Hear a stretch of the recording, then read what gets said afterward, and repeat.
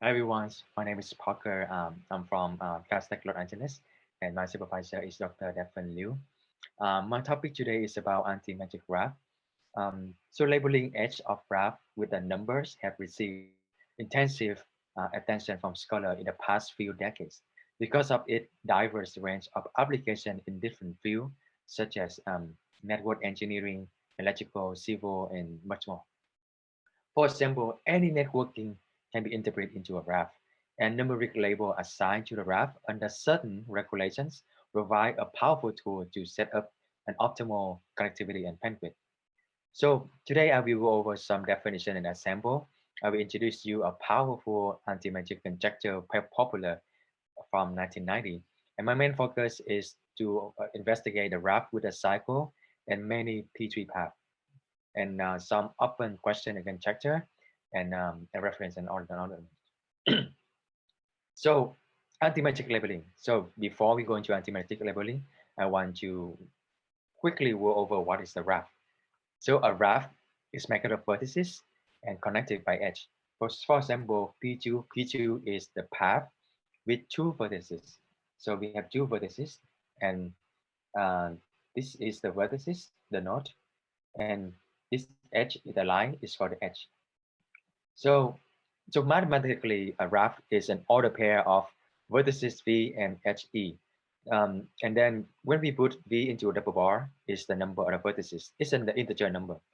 Similarly, when you put E into the bar, it's the cardinality is just the number of the edge, total number of the edge of the graph.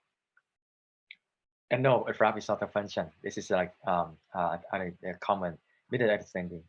Um, so P3 is the path with three vertices. And also I want to introduce you the cycle C. So C3 is a cycle with three vertices. What is that? It's just a triangle, right? And then C4 is a cycle with four vertices. So that is just a square. So this is C4. So I have a better drawing. So I just, all right. So now this is also the example of connected graph. Connected graph is when you can go from one vertex to another vertex without um, disconnected. And so like every two vertices, you can find a path. And so now we start with anti-magic labeling. So given a graph G with a set VE, with a graph with the total number of the edges M and the total number of the vertices is N, then we assign the integer number from 1 to the total number of the edge to G. So let's try. So number to add up P2 is 1, and I only have one edge, so I have only one choice. And the total number of edge of P2, P3 is 2, so I only have one option, 1 and 2 here. And for the C3, I have 1, 2, 3. So the C4, I have 4 edge, and so I need to label from 1, 2, 3, 4. So now what next? I want to introduce you about the phi function. The phi function is the vertex sum that we call phi value. It's just it's just a sum of all the label of the edge incident to that vertex. For example, I'm going to use a different color.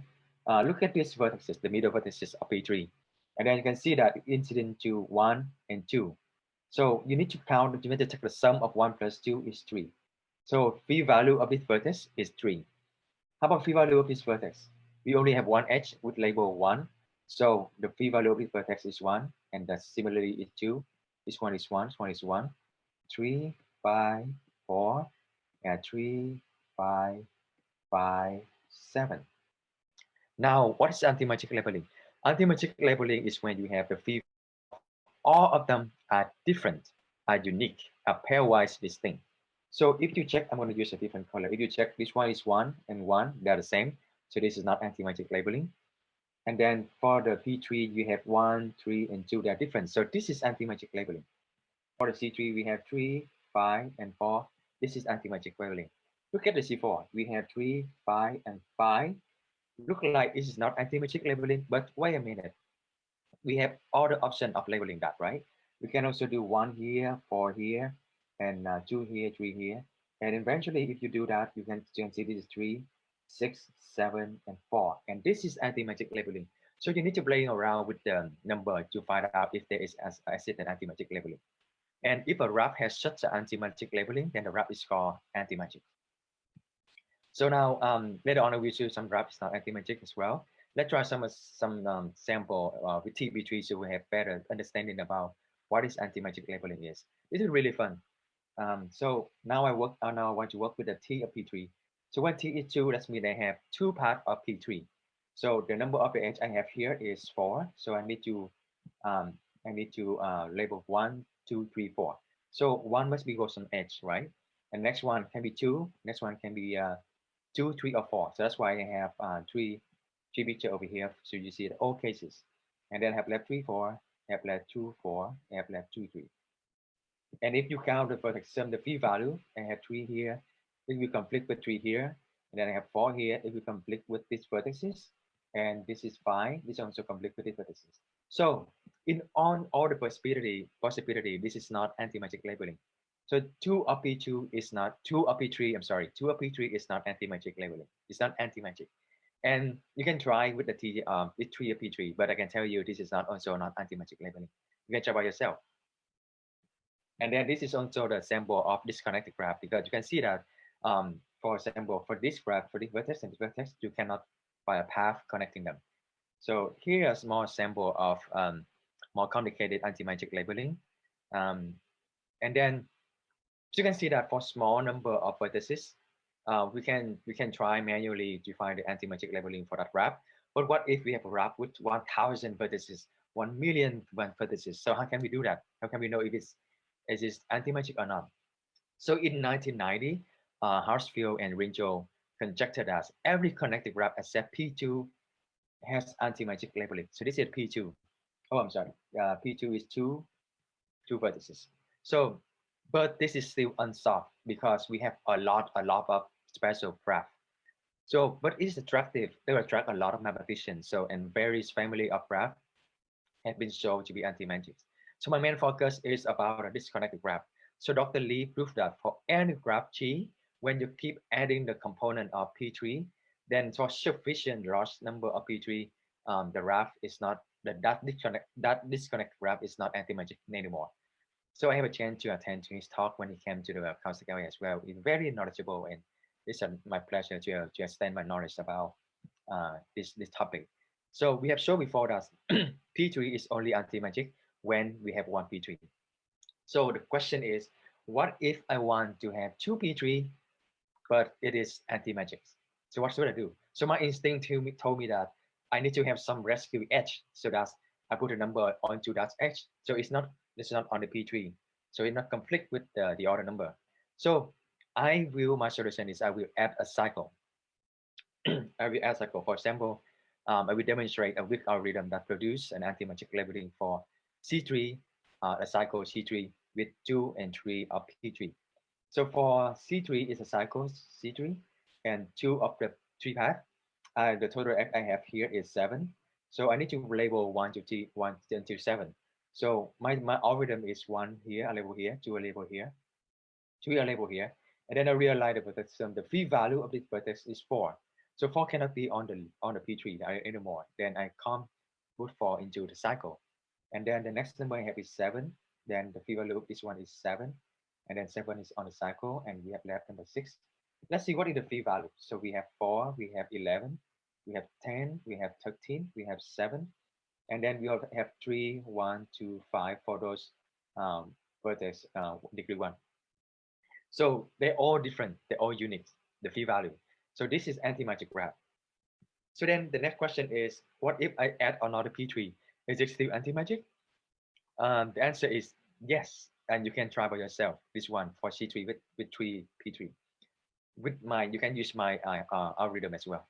And then it leads to the next question is, then if I keep adding P3, then what is the maximum P3 I can add so that the graph is still anti-magic? So this is why it's very addictive to me because I came up with a spreadsheet that to find if whether exists an anti-magic or not, and as well as verify what is the maximum value of the P3 that I can have. So um, I use the green color for the labeling on the edge. So it's from 1, 2, 3 to the total number on the edge. And this is the P3. And then the red color is the sum of the free value of two vertices, the free value of vertices. So, and then C3 is over here. You can see green is the edge, the number labeled to the edge. And similarly, the red color is represent for the fee value. And if you look at what I did here, you can see that all the value of that red value in the red color, they are different, they are unique. And so that is anti-magic labeling for C3 and 7P3. I also found the anti-magic labeling for C3 and 8P3. But this is the maximum I can find. And for the C4, a cycle, um, the maximum number of the P3 I could find is 10 of P3. And I need to use some combination of number and I play this around as a Sudoku so that the yellow won't cross each other with the horizontal and vertical with each other. So that is valid. So yeah, that's why it's so fun and very addictive. I'm suggest you not try at home. Okay, so far we have a question that's what is the maximum of T? So that the graph C3 plus a component of P3 is anti-magic. How about C4? How about C5? And how about Cn? In general, what is for the Cn?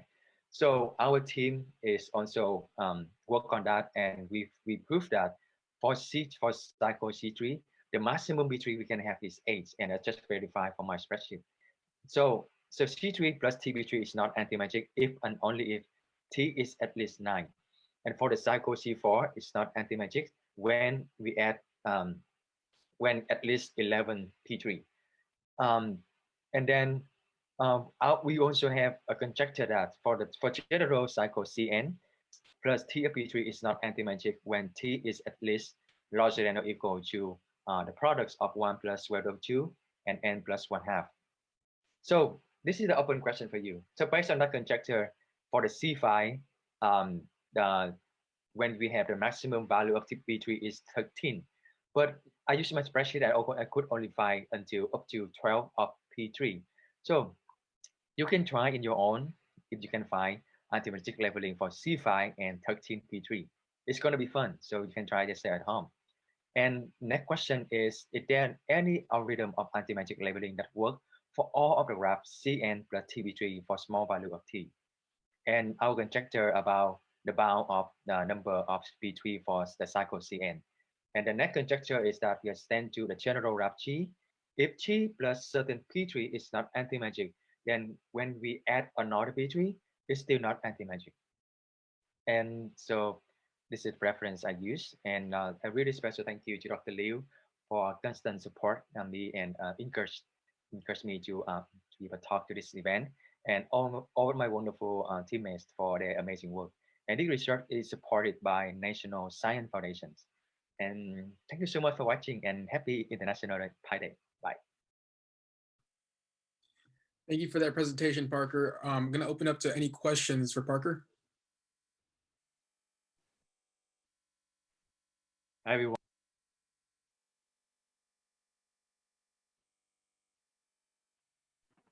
Hi, Parker. I actually have Hey. a question. Yeah.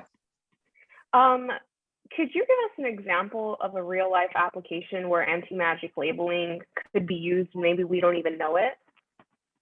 Well, so the best example I can think right now is about networking. So you know that in during nowadays the radio transmissions is very extremely popular, and then we need to have some the transmission. I mean, like the signal does not interfere with each other, something like that. And then so you need to like so there are two type of networking: is wire networking or wireless networking. And the rough labeling increase the accuracy in the wireless networking.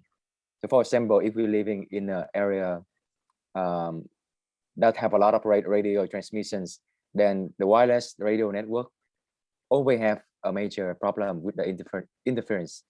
So the anti-magic labeling can have to reduce the interruptions, and when we assign the weight to the concurrence network, and the whole procedure can minimize and eliminate the interference networking.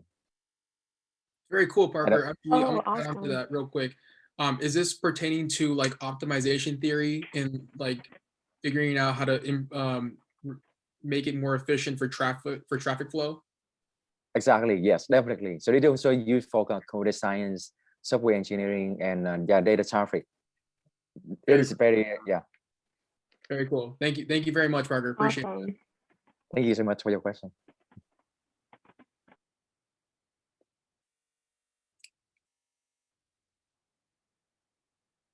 All right then. All right. So our next presentation is by a bright high school student named Chloe Sharp, and her presentation is going to be on improving students' understanding of the standard curve.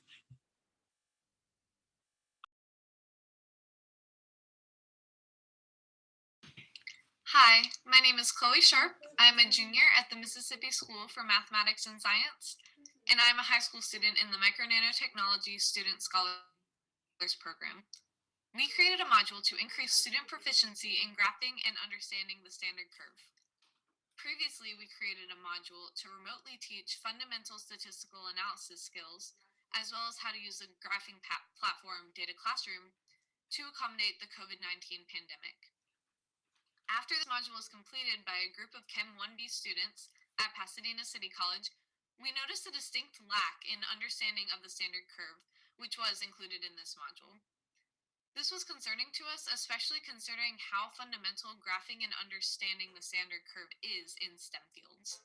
So we decided to create a separate module that specifically focused on teaching the standard curve to supplement the Data Classroom module. The standard curve module consists of 4 parts: teaching the standard curve, practicing creating a standard curve, applying the standard curve, and evaluating students' progress. To teach the standard curve, we made a definitions page that defined what a standard curve is and any terms that may be associated with a standard curve. We also chose outside resources from sources such as the Penn State Eberly College of Science, Khan Academy, and OpenStats that went more in depth on each term just to provide the students with more information if they needed it. This page also provided a textbook resource to the students so that they could reference additional information if needed. We also gave the students 5 informational videos that taught them how to graph standard curves in Excel and Data Classroom. 2 of these videos were created by a member of this project, and the 3 others were chosen from outside sources. To give the students practice creating standard curves and to evaluate their progress within the module, we gave them an assignment to complete. In this assignment, the students were given a data set that showed the relationship between the mass percent of table salt in a solution, which in our case was water, and density of that solution. They were then instructed to graph a standard curve in both Excel and Data Classroom in under 30 minutes. We instructed them to graph their standard curve in both platforms because we wanted to see how much information they absorbed from the original Data Classroom module, and we wanted to see how well they graphed in programs that they're less comfortable with. That way, we would know how to update the Data Classroom module if necessary. The students were also instructed to state somewhere in their submission what a standard curve is in their own words, what the equation of their curve is, what the correlation coefficient or R-square value is, and if the curve they graph fit the data set well based on their R-square value. We asked the students to explain all of this in their submission because we wanted to see how much they absorbed and retained from the module, and the module also included an answer key for this assignment that the instructor could either choose to use for grading their students' assignment or to give to their students after they've completed the assignment to check their work. After the students complete the graphing assignment, they move on to part 3 of the module, which is applying the standard curve. This part of the module consists of 2 labs that use the standard curve to interpret the data from those labs. The first lab is the Stolen Painting Mystery Lab. A famous painting was stolen from a museum last night, and the only piece of evidence left by the thief was a blue footprint found at the back entrance. After interviewing all the staff, 4 suspects were found to have a blue paint on their shoes that was similar to the one found at the back entrance. Scooby-Doo, Jake the dog from Adventure Time, Blue from Blue's Clues, and Snoopy. The paint found on each suspect, as well as the paint found at the crime scene, was sent out to a lab and tested to find the concentration and absorbance of each paint sample. This data was given to students who were then instructed to graph the concentration versus absorbance standard curves for each suspect and compare each to the concentration versus absorbance standard curves representing the paint sample found at the museum, which they were also instructed to graph. After the students finish this lab, they have to post a response in a discussion board where they state who they think the thief is and why.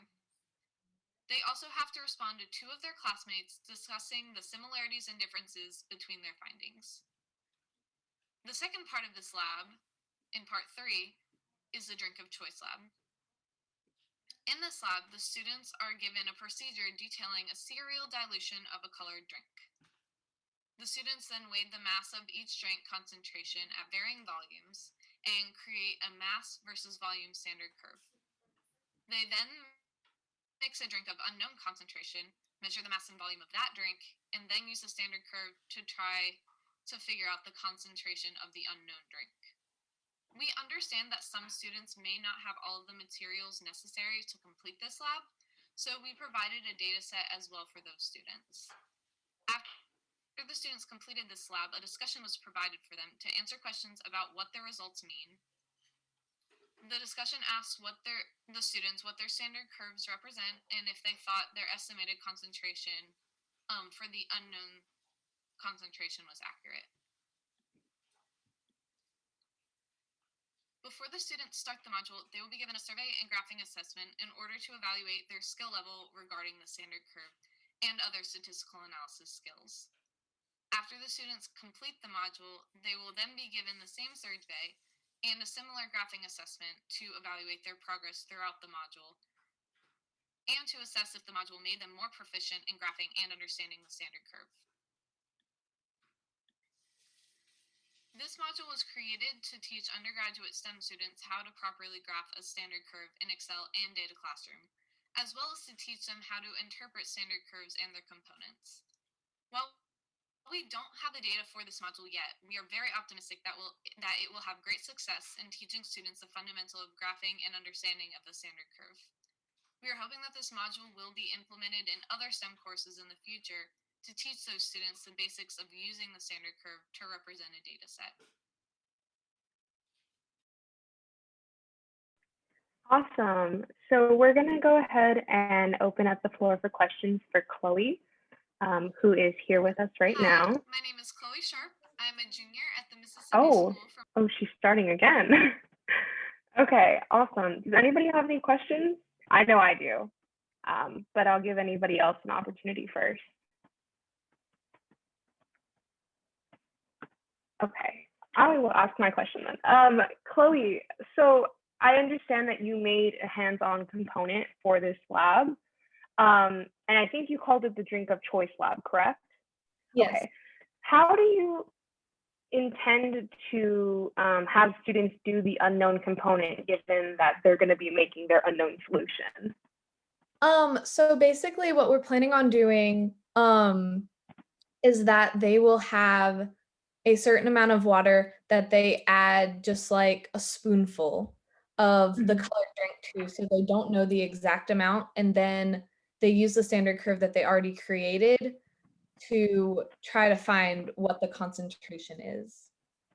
Oh, okay. So you guys intend to like have them like eyeball it without like measuring. And in normal circumstances, you would have them measure. Yes.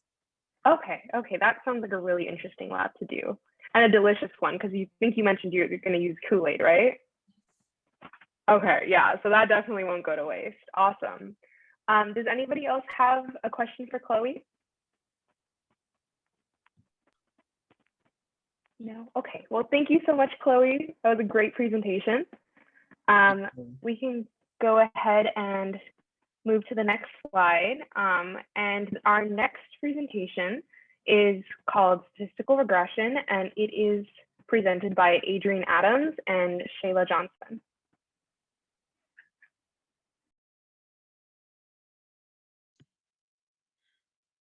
This is going to be Sheila Johnson and Adrienne Adams, our statistical regression PowerPoint that we have here. We started off by going over what linear regression is, and it's a predictive modeling technique for predicting a numeric response variable based on one or more explanatory variables. Linear regression is a linear model that assumes a linear relationship between input variables and the single output variable. More specifically, that the y can be calculated from the linear combination of the input variables. When there is a singular input variable, the method is referred to as simple linear regression. When there is multiple input variables, literature from statistics often refers to the method as multiple linear regression. And then this is a polynomial regression using the Google TensorFlow, and you can see an example there, and it made a smiley face.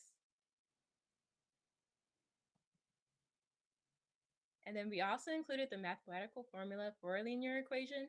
So that is going to be y equals mx plus b, and m is going to be the slope, and then b is going to be the y-intercept. So typically you choose a variable to substitute for the independent variable and solve for the dependent variable.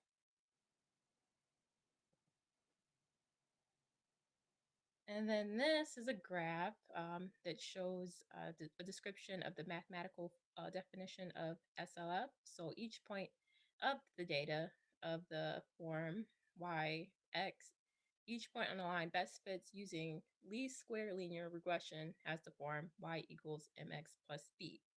And you can see there that fun little graph.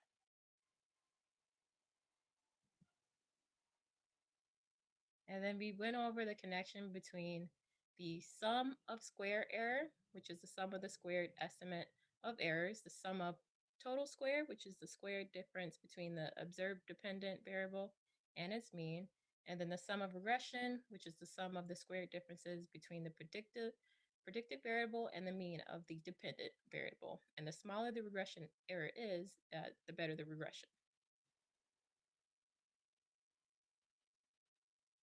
And here is a cool little graph of the power of regression, or the R squared. The R squared is equivalent to variability explained by the regression divided by the total of the variability. If R squared value is high, then it shows we have a good model. And then we went over the comparison of correlation versus regression. So correlation is a relationship, moves together. Then we have that cool little formula there, and it's a single point. And then regression is one variable affects the other. It's cause and effect, and it's one way, and it's a line. So correlation is a single point, whereas regression is a line.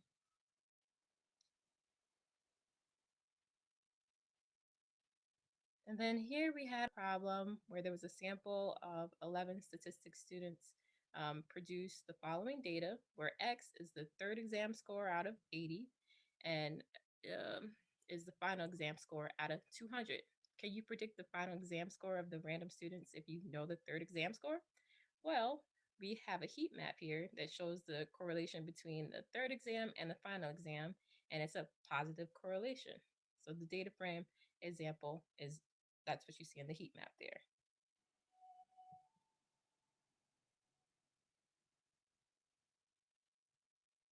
And then this is a picture example of using Python to perform linear regression, including both a constant and an x, which is the independent variable, with the score example. So in this case, the linear regression model is y equals 4.83 times x minus 173.5. R squared, as you can see, is 0.77, and then the p-value for the constant term is 0.2, which is too large, so we remove constant from the model.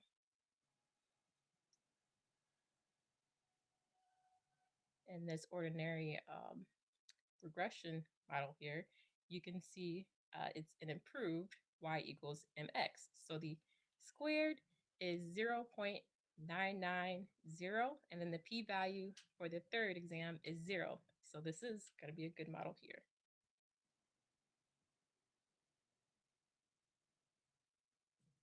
And then here we use Python to identify the outliers. So outliers can have a large influence on the linear regression model, since regression deals with minimizing the square residual. So large residuals have a disproportionately large influence on the model, and then plotting the results help us detect influential outliers.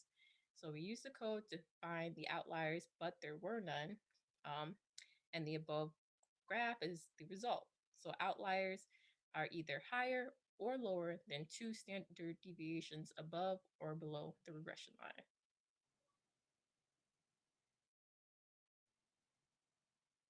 And then this is an example of the Python code we use to find the outliers numerically. The output in the Python confirms there are no outliers, as was shown in the previous slide. And then using Python, we were able to predict some values. So predicting student final scores was based on the third exam score. And you can see that on here, you see the predictions and the errors.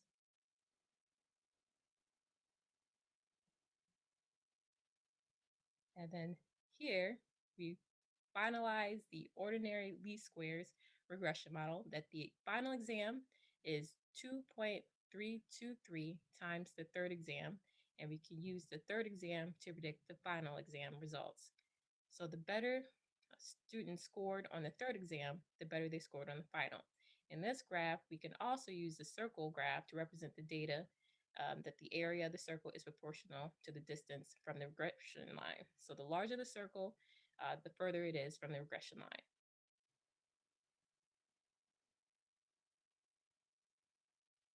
And Sheila, you can take over here. Thank you so much for your lovely information, Adrian. And we have a stock index rate regression model here. The following example will be about us creating a regression model for 2016 through 2017, which includes the year, the month, the interest rate, the unemployment rate, and the stock index price. We are going to study the relationship between all of the previously mentioned variables. This is a data stock index rate regression model for 2016 to 2017. It has the year, month, the interest rate, the unemployment rate, and the stock index price, as you can see, all the data. This is showing the effect of our outliners for our ordinary least squares. First, we create a data frame using Python. Next, we graph the heat map. We found a strong correlation between the unemployment rate and the stock index price. We decided to see if we could use the unemployment rate to determine the stock index price. This is a heat map of data frame on a previous slide. A heat map shows the correlation between each pair of variables. Darker colors represent the stronger negative correlations, whereas the lighter colors represent the stronger positive correlations. What's going on in this picture, we can use one line of Python code to find the ordinary least squares regression model to predict the stock index price from the unemployment rate. Regression model isn't the best since it has such a low R square value. R square equals 0.238. P-value for constant is close to 0, so we don't need to remove constant from the model. The p-value for unemployment is small as well. Linear regression is y equals negative 335.2 times plus 2960.6. The slope for unemployment rate is statistically significant since its p-value is less than 0.05.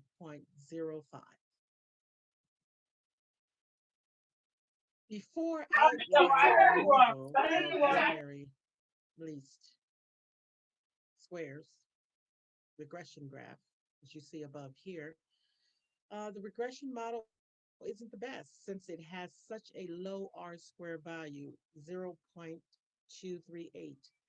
We plotted the regression model, which is the middle line and all the data. From the above graph, we see there are two outliers, which are lower than two standard deviations below the regression. So we decided to remove the outliers and rerun the regression. Using Python to find outliers for stock index price based on unemployment rate shows no outliers higher than two standard deviations above. Shows there are two outliers lower than two standard deviations below, as you can see in this picture. Displayed is one line Python code to remove the outliers. So you can see we previously had index 0 through 25, and after deleting the outliers, the index of data changed to 0 through 23. After removing the outliers, we reran the ordinary least squares regression model. It's a one-line Python code. Python is very, very nice to us. R squared is 0.844. P-value of constant and unemployment rate is still close to 0. This is a good model. This is our normality of the residuals. This is the QQ plot, quartile, which can tell us quartile, which can tell us if the residuals are roughly normally distributed.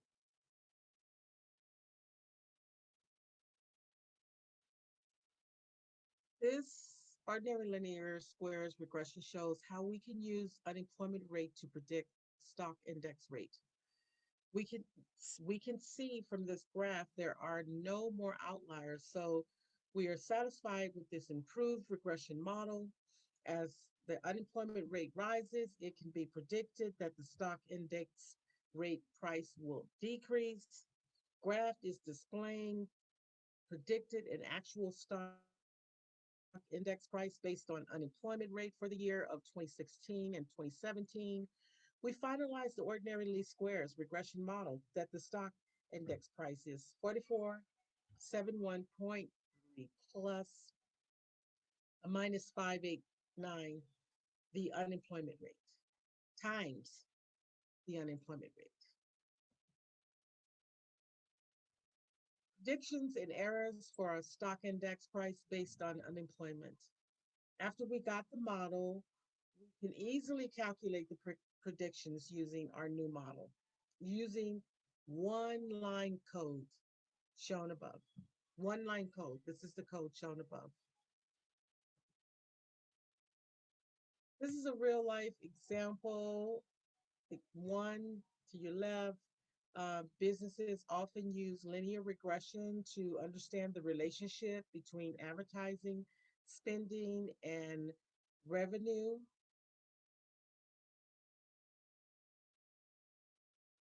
Also to your right, there is example number 3 of linear regression in real life.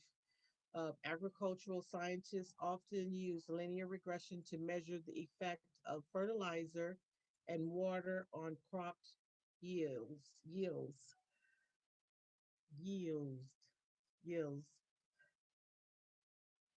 For example, sample scientists might use different amount of fertilizers and water on different fields and see how it affects crop yield.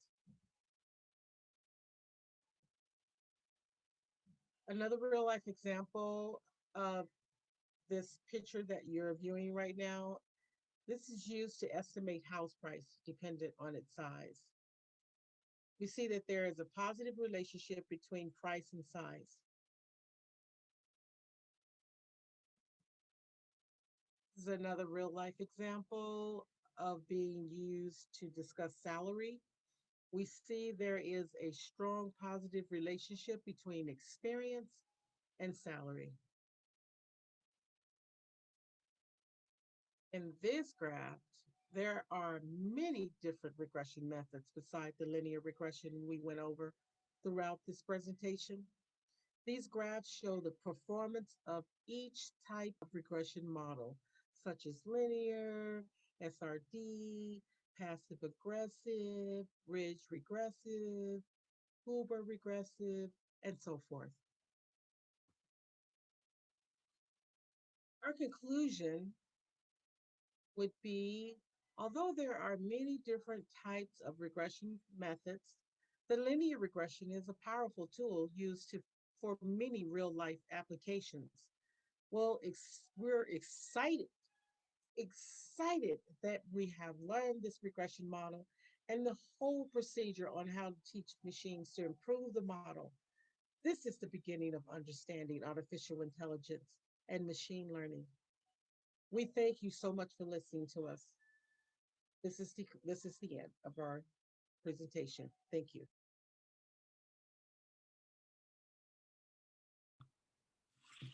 Well, thank you for that presentation right there. Is anybody, we're going to move on to the next presentation though. And Sophia. Yeah, so the next presenter is going to be Sophia Barber, and she's going to be doing Centenarian Olympics, investigating diet's effect on reducing the impacts of age-related conditions to improve lifespan and livelihood.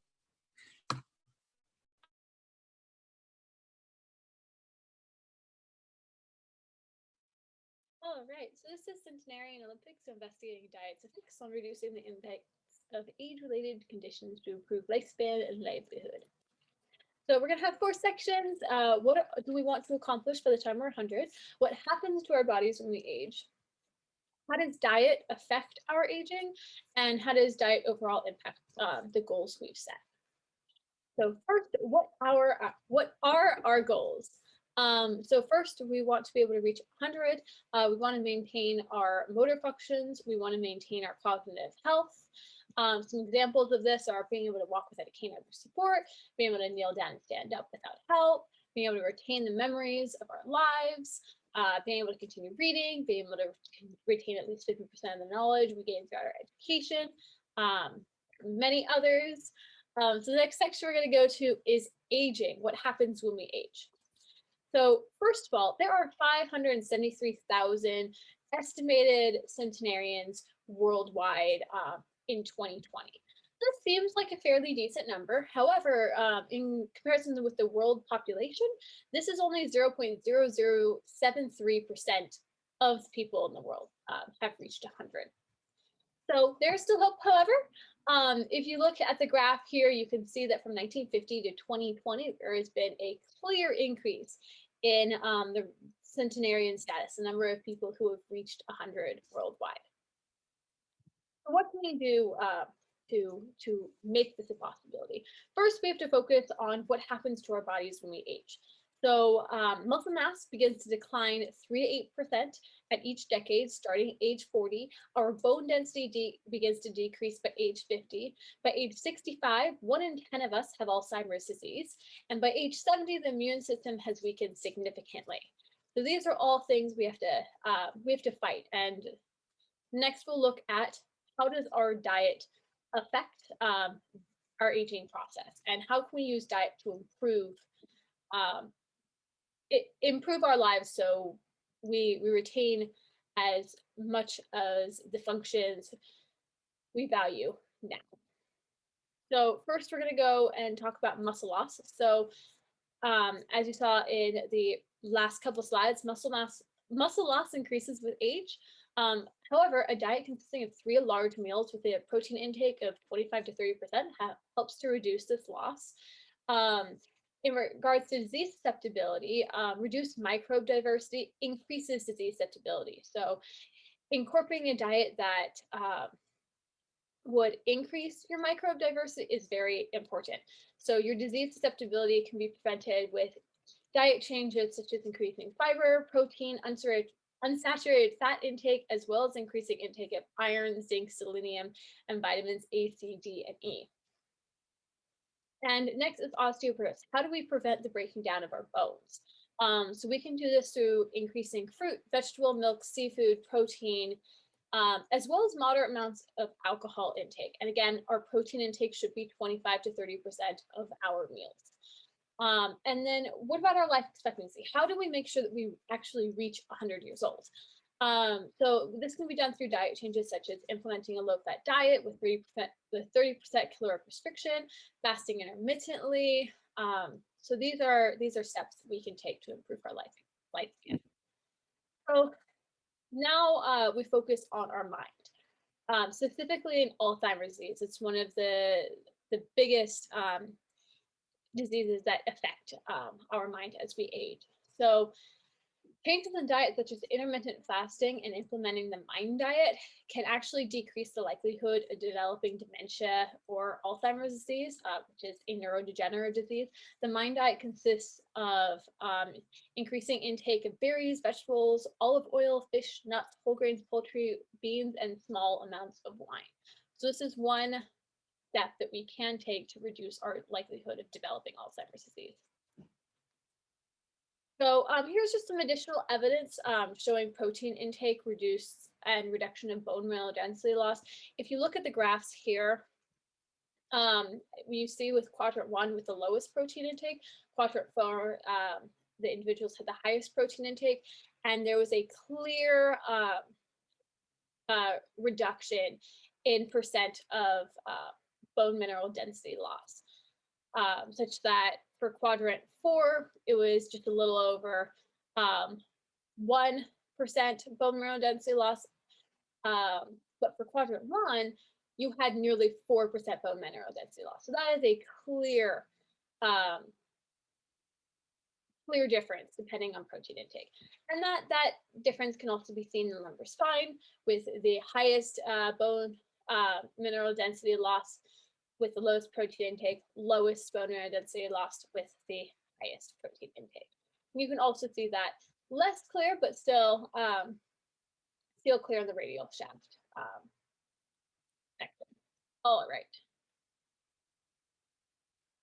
So in conclusion, individuals that follow the diet improvements listed in the previous slide should be on the right path to be able to retain their cognitive health, their mobility, and be able to reach 100. In terms of retaining cognitive, in terms of retaining mobility, these all relate to osteoporosis and muscle loss through eating a daily diet consisting of 3 large meals, rich in protein, fruit, vegetables. It should be easier to reach these goals. And as well as including moderate amounts of alcohol intake. In terms of cognitive health, in this we really focus on maintaining cognitive health by reducing our likelihood of Alzheimer's disease. And again, that can be done by intermittent fasting and following the MIND diet. Just to clarify, in regards to being able to continue reading, Alzheimer's disease actually reduces reading comprehension abilities as it progresses. So being able to continue reading actually is impacted by Alzheimer's disease, and is something we can improve by reducing our likelihood of developing Alzheimer's disease. So our biggest goal, reaching 100 through following a low-fat diet, eating fewer saturated fats, intermittent fasting, and increasing protein intake, fiber intake, iron, zinc, selenium, vitamins A, C, D, and E. We should be on the right path to becoming centenarians ourselves. All right, so here are my references, and I got this template from SlidesGo. Thank you.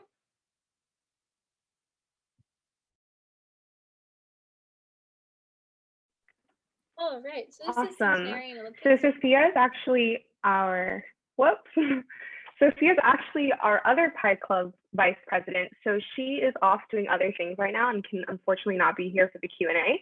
So we're just gonna go ahead and move on to the next presentation. The next one is Coloring Distance Graphs by George Percival.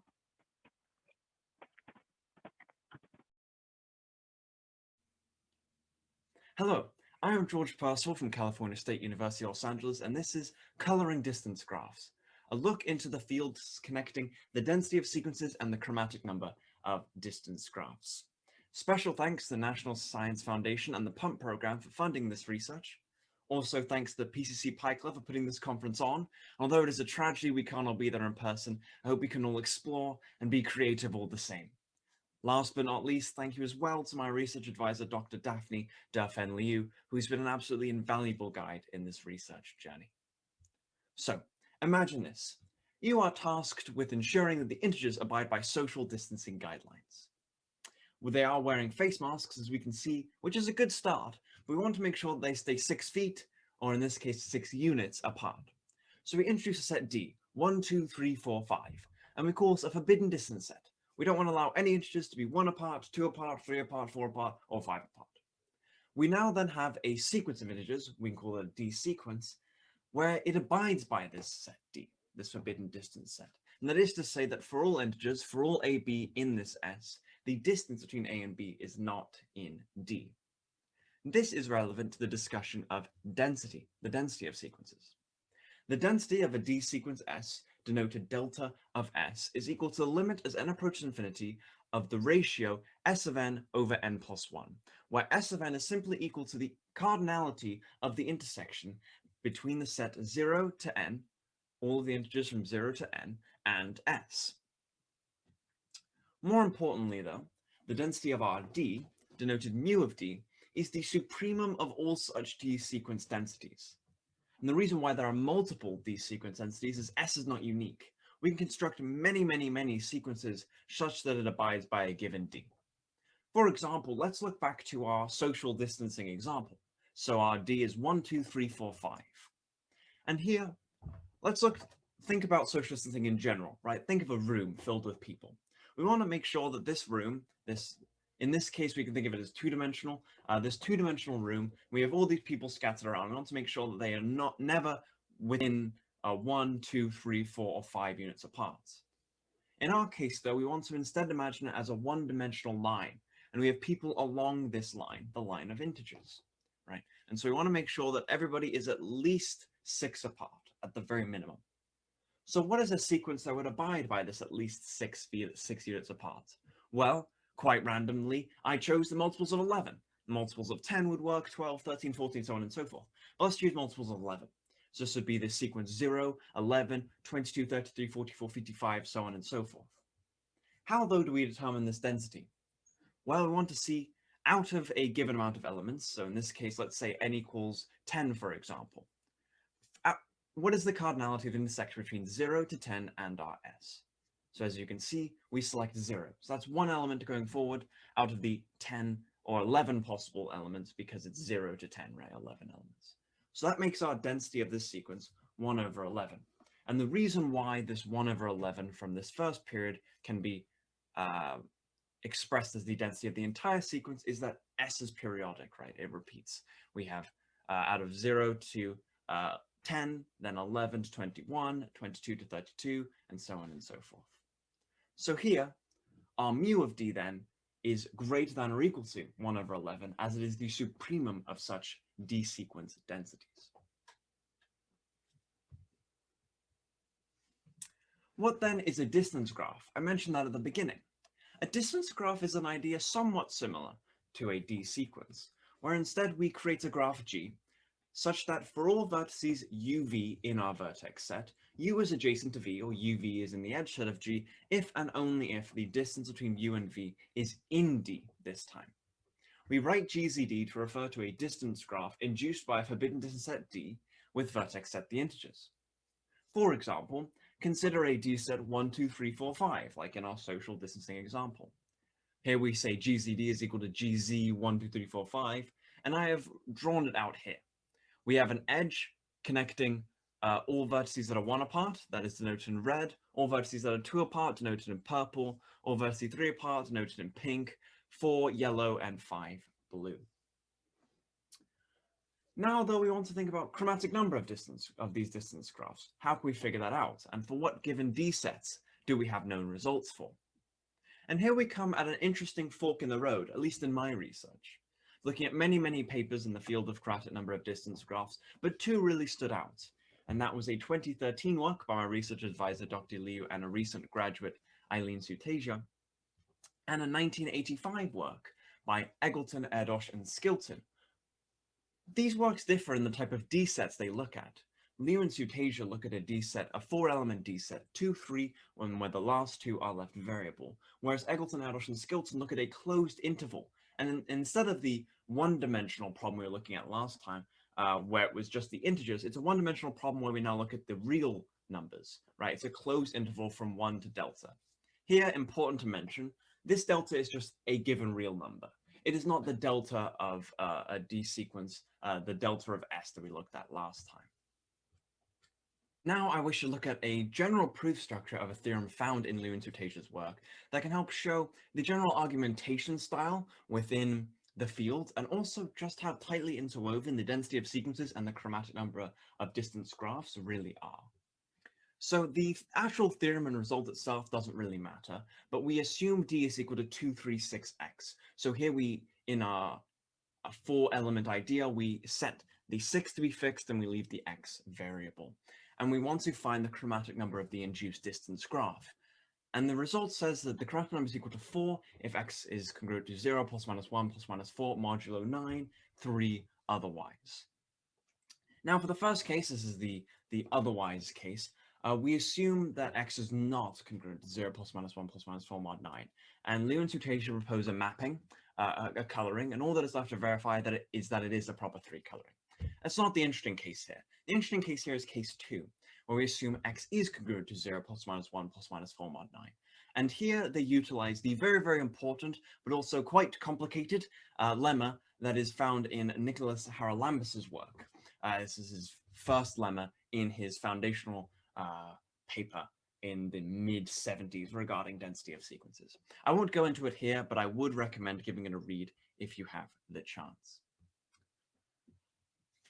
Liu and Sutasia utilize this lemma and flip it on its head. They use the contrapositive and couple it with another interesting result in the field, which is an inequality found by both Chang et al. And Zhu, which says that the reciprocal, or 1 over the density of a sequence D, is less than or equal to the chromatic number of the induced distance graph by the same forbidden distance set D. And these two results come together to prove the desired result. So here, the argumentation style steps back from a directly chromatic number argument, as we did in case 1, but instead looks to the density of D sequences and the density of D itself to come to results about the chromatic number about the distance graph. So here we can see, just in this one theorem example, and if you go on to read this paper throughout the paper in general, how mu of D and chi of GZD are so closely intertwined.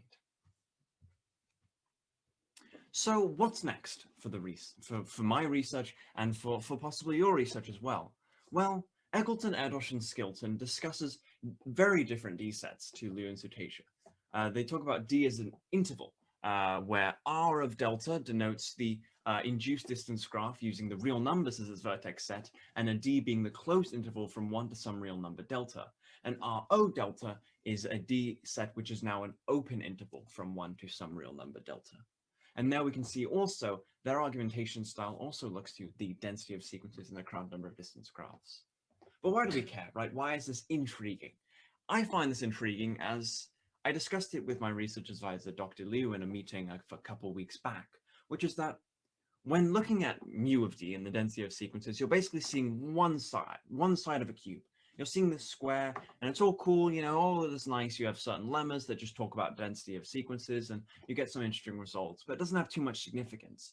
But when you step back and see the bigger picture, you see that it's all part of a multifaceted cube, that the density of a D sequence is but an analogy for the chromatic number of a distance graph.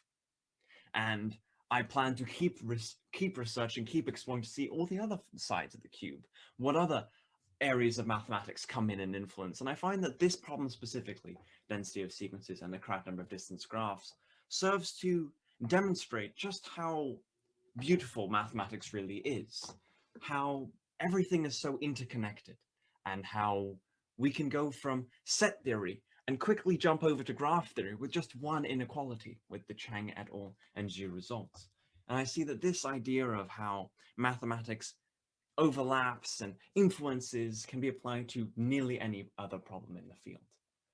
And so I hope you will have a fantastic rest of your day, and thank you all for listening.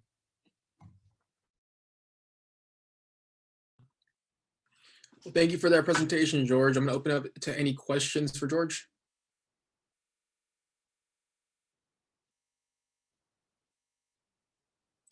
Well, I have one question. How was your Hello, I am research George in Purcell terms from of California State University, Los the Angeles, and this challenges is... that you faced? Sorry, can you repeat the question? I think I cut you off. No worries. So pretty much, what were the challenges during your research? I think one of the biggest challenges is I discuss all the problems so interconnected and overlaps with tons of different fields, but with that comes having to learn all those different fields at the same time. And I think that was one of the biggest challenges was assembling the prerequisite knowledge. As you know, some papers define the entire problem set theoretically, others define it purely graph theoretically, and so there's lots of different notations. But in some ways, that's almost the beauty of it as well as its challenge. Definitely. And you mentioned that there's a lot of different fields that can be interconnected with this kind of knowledge right here. What are some of those fields? Yeah, so one of them that comes up in a adjacent sort of result is the channel assignment problem, which Parker was talking a little bit about earlier, which is the idea that you have nearby radio stations that have different frequencies.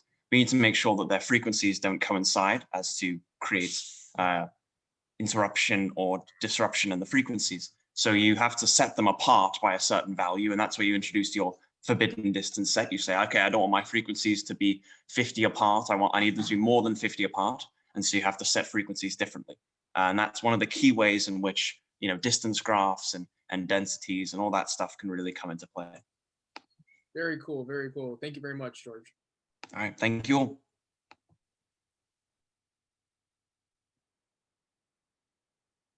And now our next presentation is going to be by Janet Tang, Sophia Barber, and Melody Wong on student advancement utilizing Python, developing fundamental statistical analysis skills and computational thinking through the use of Jupyter Notebook, Google Colab, and Canvas.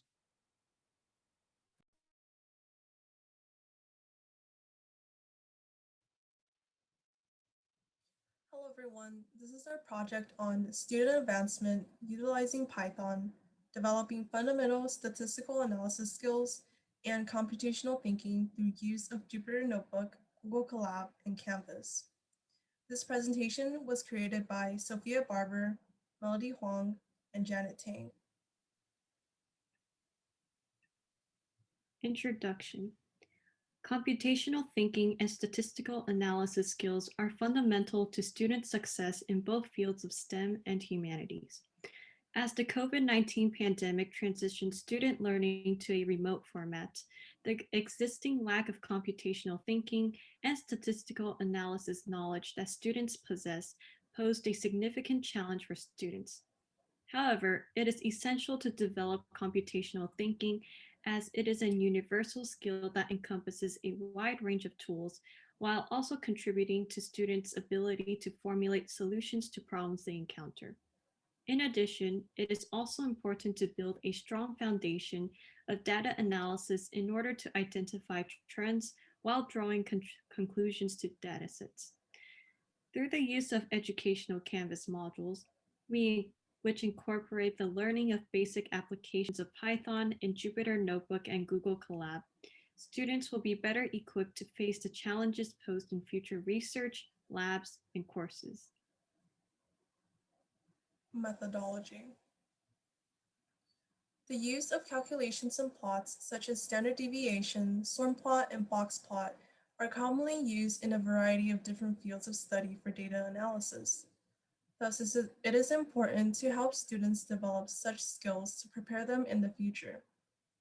The first step in developing students with computational thinking and statistical analysis skills is to provide them with necessary background knowledge. We first created guided modules on Canvas that introduce what Python is and different applications of it. One of the reasons why Python is a good fit for furthering students in the STEM field is because this programming language has a variety of different libraries specific to data analysis. It is also a programming language for students to write simple yet meaningful code in a short time period when they are creating statistical models. The main goal is not for students to solely learn how to code in Python. Rather, we want students to learn and understand how to use Python as a tool for data analysis. Then we went in depth and provided different activities for the students to complete, which we will go more into in the next few slides. By doing so, we were able to present Python in a meaningful way where only necessary computational principles are showcased so that students don't have to dwell on details that they may not need. Then we also introduced Jupyter Notebook and Google Colab, which are both open source web applications where students can use for data visualization. These web applications allow for a quick focus on computational principles and statistical analysis, as they also let students see their results immediately. Lastly, we also have feedback from students through discussion boards, which are used to check for understanding, and also through the pre-course and end-of-course surveys. Canvas. First, we had a pre-course survey that asked students how familiar they were with different statistical analysis programs, which included Python. Then we introduced the students to statistics using Python. Even though our main focus is for students to learn how to use Python as a tool for statistical analysis, we still provided guides and course links if they wish to learn more about Python. Not only that, we designed the Canvas module so that no previous understanding of Python or coding was needed to complete the materials covered in the module. Throughout the Canvas module, we focused on standard deviation, swarm plot, and box plots. These common calculations and plots are used in a variety of different fields, and by applying these knowledge with the use of Python, the understanding on these topics are strengthened. We also provided definitions related to coding and statistics. This way, if students aren't familiar with any of the topics, they have the resources to learn and understand what they are. Then we introduced Jupyter Notebook and Google Colab, which are both free. Not only that, students won't have to struggle with finding a program that they would have to download since both applications are available online. There were also instructions provided on how to start using both applications. Throughout the Canvas module, there are also practice assessments available on standard deviation, swarm plot, and box plot. With these assessments, we present the material in a way that is useful for students. They're able to visualize the differences and similarities the plots and calculations have with one another by using the same data sets. From this, students may also be able to assess which method would be more beneficial in certain situations.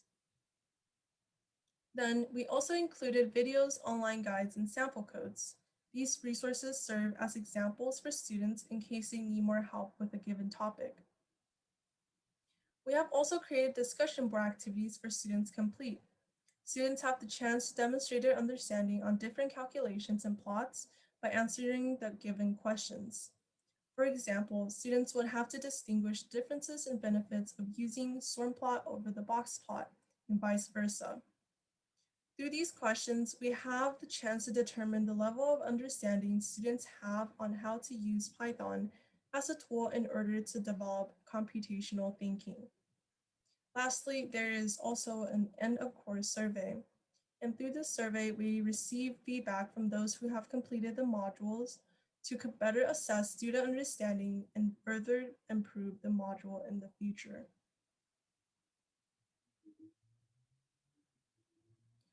Here is a screenshot of the Python module. Screenshot on the top right corner shows the introduction to the Python module, and the screenshot at the bottom shows one of the practice assessments students would have to complete to graph a box plot. Through the Canvas modules, we use Jupyter Notebook as the main platform to teach students the basic applications of Python. Jupyter Notebook is an online platform that allows sharing and creating live codes, equations, visualizations, and texts, which helps introduce Python. Through this interactive and repeatable environment, students can visualize the output of their code immediately with the support of graphs, images, and tables. Data from Excel can be uploaded into the notebook and be displayed by codes to create graphs. On this platform, students also have the ability to split their codes into portions, which allows them to check for bugs and move codes around. Here is a photo of what Jupyter Notebook looks like. This is a sample code we created to make the box plots. Google Colab. Similar to the Jupyter Notebook, Google Colab easily allows students to write and execute their code online. Not only that, by using Google Colab, students can also code while using a combination of images, HTML, and LaTeX code within the same documents.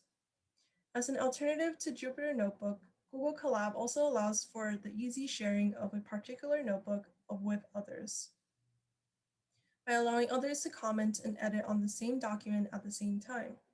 For students, it is a quick way for them to begin learning how to use Python to analyze and visualize data. There are also different libraries available just for data analysis, such as Matplotlib. Students can also import their data and begin using Google Colab for data science purposes immediately. The purpose for using Google Colab provides an alternative for students to use, while also having the ability to analyze and develop statistical analysis skills by using Python as a tool to do so.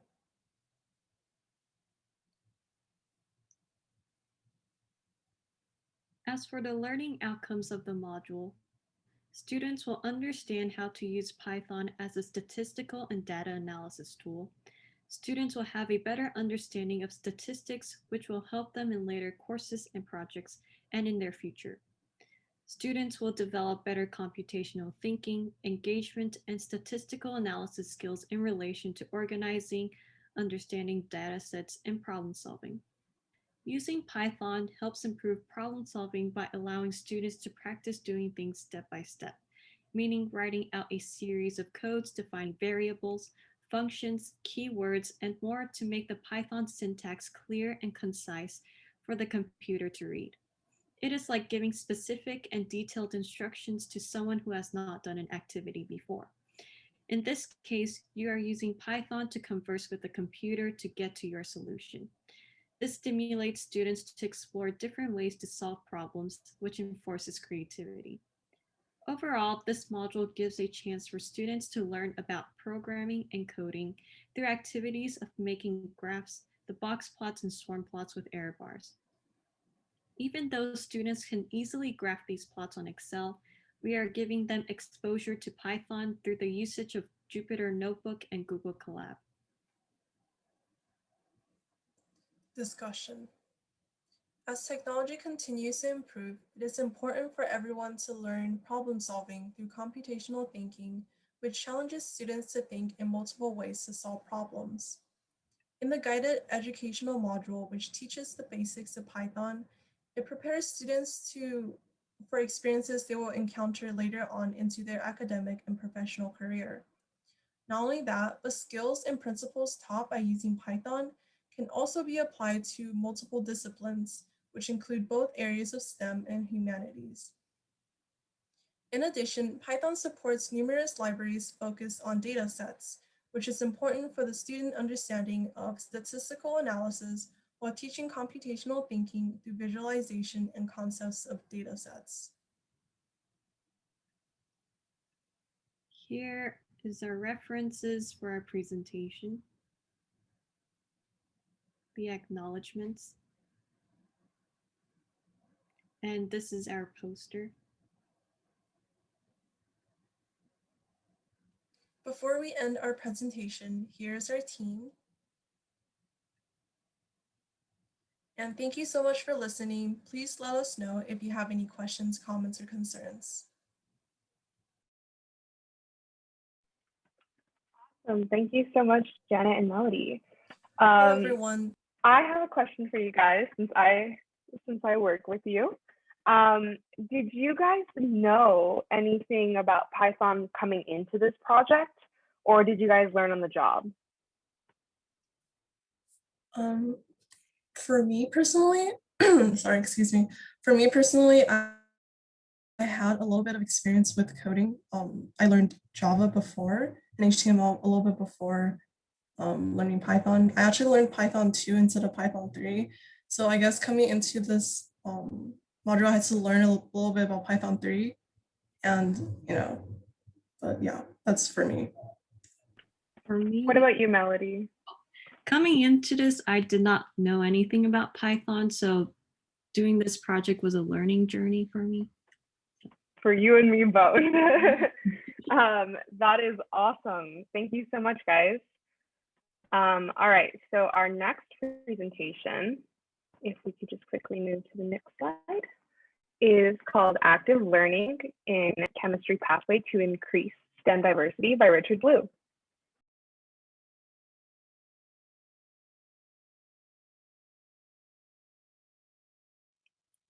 Hey everyone, my name is Richard Liu.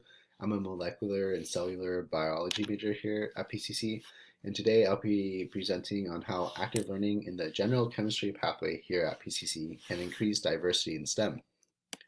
To start off, I want to give off some background. The demographics here at PCC are 51% Latino and Latina students, 4% African American students, 3% are students who don't know their heritage or prefer not to disclose that information. 15% are white students, 3% are mixed heritage, and then 24% are Asian students. In the past, there has been issues of discrimination from instructors towards students, but those instances have been taken care of. Additionally, there's also some resistance from instructors towards changing the practices on how they teach, which is understandable. And there also has been increased failure rates of underrepresented minority students here at PCC in the STEM field, which will decrease overall diversity in the field later on when they transfer to the workforce. To start off, we'll talk about what a traditional lecture classroom is. A traditional lecture classroom is usually where the professor is up front and the students are sitting in front of the professor while the professor teaches the class. So here, this is a lecture hall with a professor on a stage and students in rows taking down their notes. This type of classroom will decrease collaborative work with peers, which will lead to less of a support system, which is much needed in STEM. And it will also lead to a lack of developing teamwork skills like time managing, project managing, along with communication, conflict resolution, and problem solving skills. Additionally, since the professor's on a stage, it kind of makes the interaction between professor and students less personal, and it also makes students feel more intimidated to go and approach the professor or raise their hand to ask questions if they need clarification on an assignment or a topic that they are learning in class. But in an active learning classroom, as seen here, the instructors are within most of the classroom, being able to walk around the students, being able to interact with the students. And this type of active learning classroom setup will increase collaborative work and interactions with students and professors. It will increase in a support system of fellow peers because they're able to communicate with each other more frequently. And additionally, it will develop teamworking skills like verbal and written communication, conflict resolution, problem solving, and decision-making skills. More importantly, it's a more personal interaction between professor and the students, which will build confidence in having the students be able to approach the instructor for help in any assignment or clarification on a topic that they learned in class. Here are our methods. Our overall study contained 2,023 Asian and white students, along with 1,278 Latino and Latina students. And we implemented an active learning curriculum in 3 chemistry classes, which is the chemistry pathway here at PCC, with Chem 22 being the introductory chemistry, Chemistry 1A and Chemistry 1B, which are general chemistry 1 and 2. For Chem 22, we implemented an inquiry-based learning, which allows the professor in labs to ask questions so the students are able to critically think and build a discussion on how to solve a specific experiment or how to go about studying the overall experiment. Additionally, in Chem 1A, we use a flipped classroom active learning technique, which is when students would do prior readings and assignments before they go into class. So when they go into class, there's active learning components like quizzes or activities and also presentations for them to actively engage in and make the class engage in as well. And for the sample project for Chemistry 1A, we had students determine chemical composition of seawater samples and write a formal report on it. And for the second part of general chemistry, Chemistry 1B, we implemented a project-based learning with traditional lecture. So we had a traditional lecture, but then for their labs, we had a semester-long project, which was a water redesignation of a heterogeneous mixture.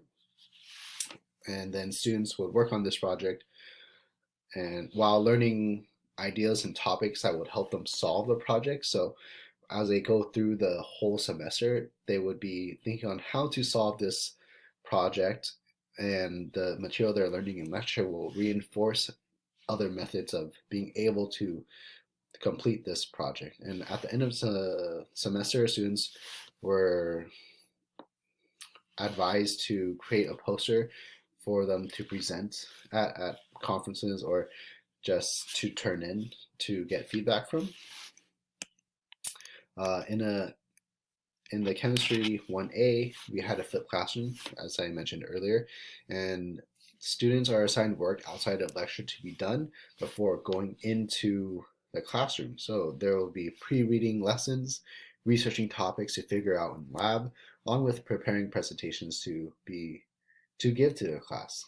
And some engaging activities are done within the lecture times, our daily lecture quizzes, group work activities, along with answering of homework questions. So this is a water redesignation project.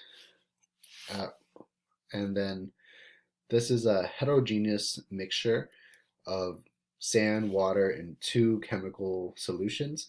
And students are supposed to figure out how to separate each into their separate components. For Chemistry 1A, these are the statistics we had.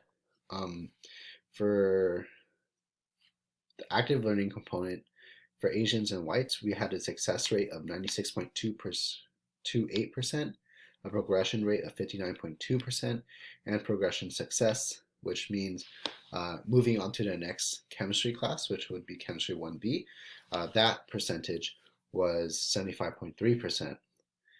Compared to a traditional lecture, which is seen on the bottom. For traditional lectures, Asian and white students had a 79.3% success rate, 56.9% progression rate, and 84.1% progression success rate. For Latinos and Latina students in the active learning curriculum, we had an 89.1% success rate, a 56.3% progression rate, and a 77.8% progression success rate, compared to traditional lectures for Latinos and Latina students being 54.7% success rates, 33.2% progression rate, and a 67.1% progression success rate. So as you can see, active learning seems to be very proficient in being able to increase diversity in STEM. For Chemistry 1B, for the active learning curriculum, for Asian and white students, we had an 89.2% success rate compared to 72.9% for the traditional. And for Latino and Latina students in the active learning curriculum, we had an 89.3% success rate compared to a 50.5% success rate for the traditional curriculum. This is the Chemistry 1B completion statistics. So completion is seen as transferring or earning a degree at Pasadena City College. So the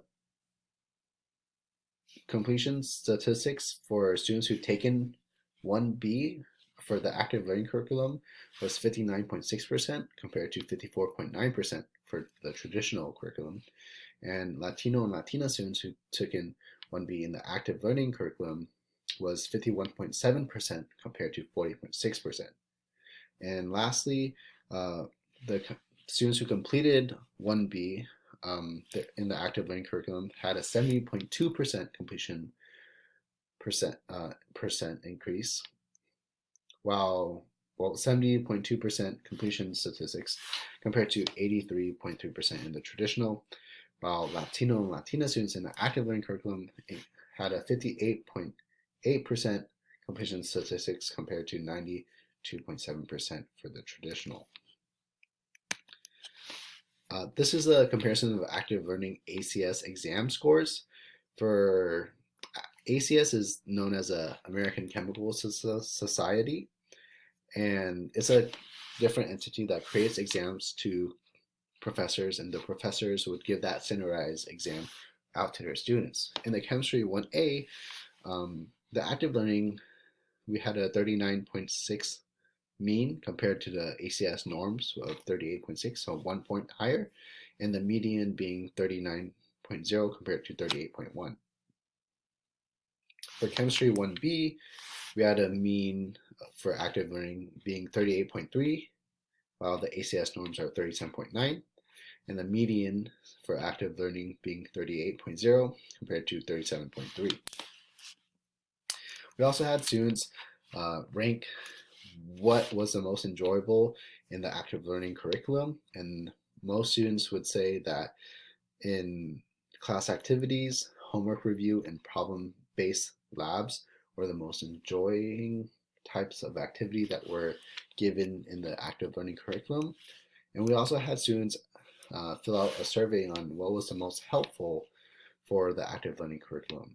And most students said homework review, traditional lecture, and in-class activities. So here are the Chemistry 1A active learning results. For Asian and white students, the success increased by 16.98%, progression increased by 2.3%, and progression success decreased by 8.8%. On the other hand, for Latino and Latina students, success increased by 34.4%, progression increased by 23.1%, and progression success increased by 10.7%. For chemistry 1B, for all students, for Asians and whites, we saw success increased by 16.3%. Students who've taken chemistry 1B increased by 4.7%, and students who completed chemistry 1B decreased by 13.1%. For Latina and Latino students, we saw success increased by 38.8%. The amount of students who've taken chemistry 1B increased by 11.1%, and the amount of students who completed chemistry 1B decreased by 33.9%. So is active learning the next generation of education? Well, many medical schools have been shifting to an active learning curriculum across the world, and studies have shown that by shifting to an active learning curriculum, it increases student engagement, learning, and also helps students build a support group that will help them get through the rigorous course and rigorous classes of medical schools, along with STEM education in general. Our research has shown that an entirely active learning chemistry pathway can increase success rates of all types of students, along with it leading to higher diversity in STEM. So what's next for this research? Well, we published our results a couple months ago in the International Journal of Active Learning, which is a great milestone. And we hope to use this paper to help drive change at Pasadena City College, along with promoting active learning curriculums around campuses and different educational programs. We hope to increase diversity in STEM by implementing active learning across educational campuses. Thank you, everyone. And if you guys have any questions, just let me know. Hey everyone. Awesome. Thank you, Richard. Does anybody have any questions for him? No? Okay. I have one for you, Richard. So in terms of like everything that you observed in your research, how did you see that change once everything went completely remote? So this research was done prior to COVID, but the professor that was in charge of this class still implements an active learning curriculum in his courses. So I assume that it's still continuing, and we are seeing an increase in success rates in those classes, but we aren't keeping track of it as of right now because this research was a compilation of data of about 4 years. So yeah, and we cut it off in 2019. So we're not like keeping diligent track of student success rates, but the course is still continuing through COVID. Awesome, awesome. All right, well, thank you, Richard. This is actually where my time with you all ends. I'm going to be moving into the panel discussion at 4 o'clock as one of the panelists. So I am going to shift my duties to Alfonso and Oscar, as well as with Yi. You guys are going to be in great hands, and it was a pleasure seeing you all today. Thank you, Sophia. Thank you.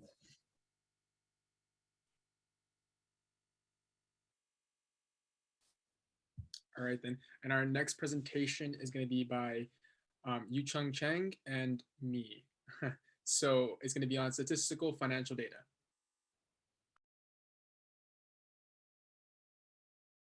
Hello, my name is Alfonso Moraz. My name is Yu-Chan Chen. We are now presenting our project, Statistical Financial Data. In this presentation, we're going to go over 3 main phases of our program, from the background to translating the code, and finally running the program. By bringing together finance and statistics, we have created an application using C++ where the user can research a stock to view the fundamentals and statistical analysis. For the finance part of our project, we wanted to focus on a wide variety of tools, from analyzing the fundamentals of stocks to the price charts and history. Our goal was to analyze a portfolio of individual securities for valuation and technical analysis. Statistics plays a vital role in every field of our daily life, particularly in finance. The development of increasing complex markets makes it more and more difficult to correctly value financial assets. Statistical analysis has become a powerful tool for better market valuation, and in this project, we're going to use the t-test to evaluate if the 2-year mean return matches with the expected mean return for each individual stock. So some useful financial indicators: the PE ratio, the market capitalization, and volatility. The PE ratio is the price to earnings ratio of a stock's value. The market capitalization is going to be the total value of a company's outstanding stocks. And finally, the volatility. Volatility is a technical analysis indicator for determining the change in a stock's price over time. What is the expected mean return? The expected mean return is the profit or loss that an investor anticipates on investment that has known historical rate of return. So when we consider individual investments or portfolios, a more formal equation for expected return of a financial investment should be calculated by the risk-free rate plus beta times market return premium. So the market return premium is the difference between the expected market return and the risk-free rate. And we can list it down there as a mathematical formula. Then by using that, we can do the statistical analysis t-test, and that result will provide some insight in making decision for the future portfolio. So an outline to building our code took 4 steps. The first step was connecting to a data source. Second was building the right classes and following an object-oriented programming structure. Third was the analysis, was building the right algorithms and functions to calculate the statistics. And finally was the user application, was using an SFML library to actually generate a user interactive interface. To connect to the data, we use TD Ameritrade's API key. Using an HTTP request, we were able to use the API key to extract real-time data for stocks for analysis. Once we achieved this connection, we converted the data from a JSON file into C++ code. Through our development of the codes, we keep in mind that 4 fundamentals for object-oriented programming: encapsulation, abstraction, inheritance, and polymorphism.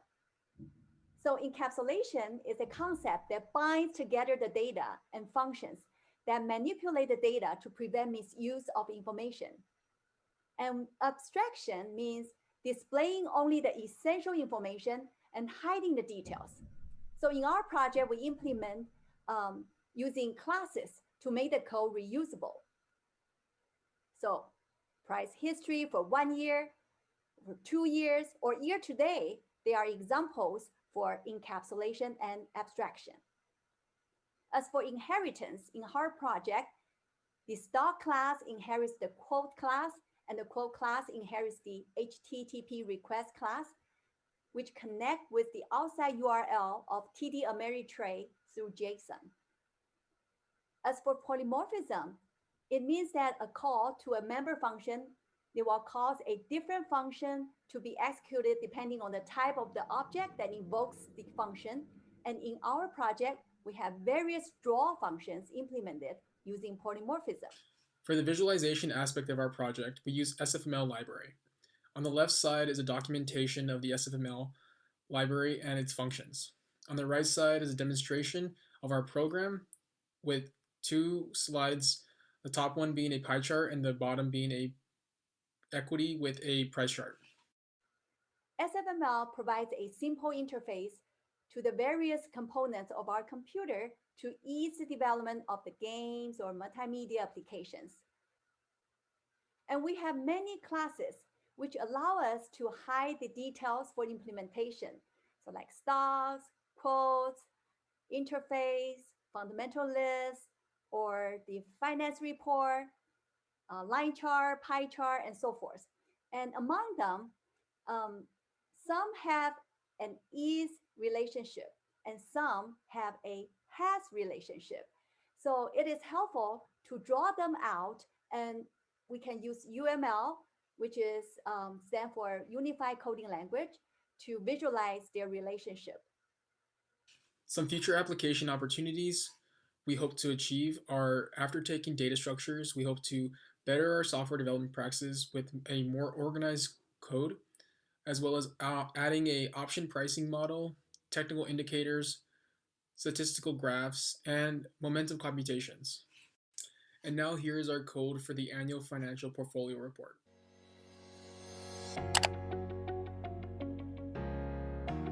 On our main menu right here, we have the ticker where we can search different stocks. On the right side, there's a list of different tickers. And in the bottom, there's a current portfolio with a pie chart showing our distribution of our stock allocation. Then the user can interactively enter a ticker of a stock of interest, which will show the list of fundamentals for that particular stock. Besides, a statement about whether its 2-year mean return matches with its expected mean return will be stated. After searching the Facebook stock, we get a list of fundamentals for Facebook as well as a price chart.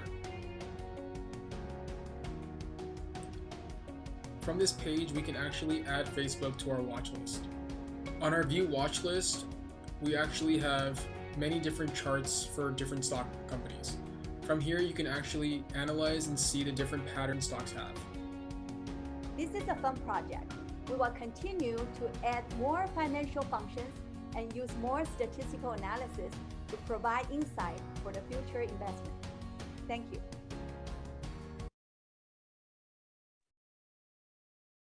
Yeah, I think that was a really good presentation. My name is Alfonso Moraz. Oh, is there any question from the crowd, from the audience?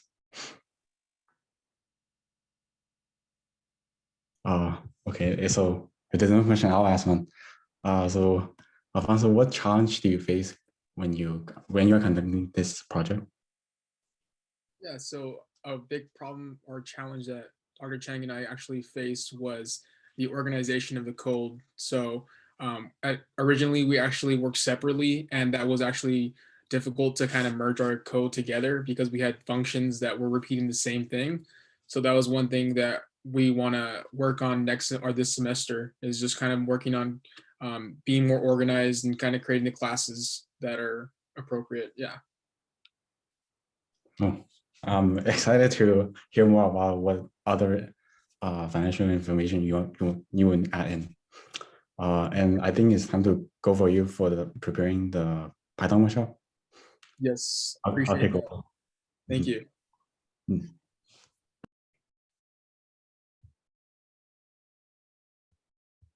So the next presentation that we're doing is density and kappa value by Joyce Kwan.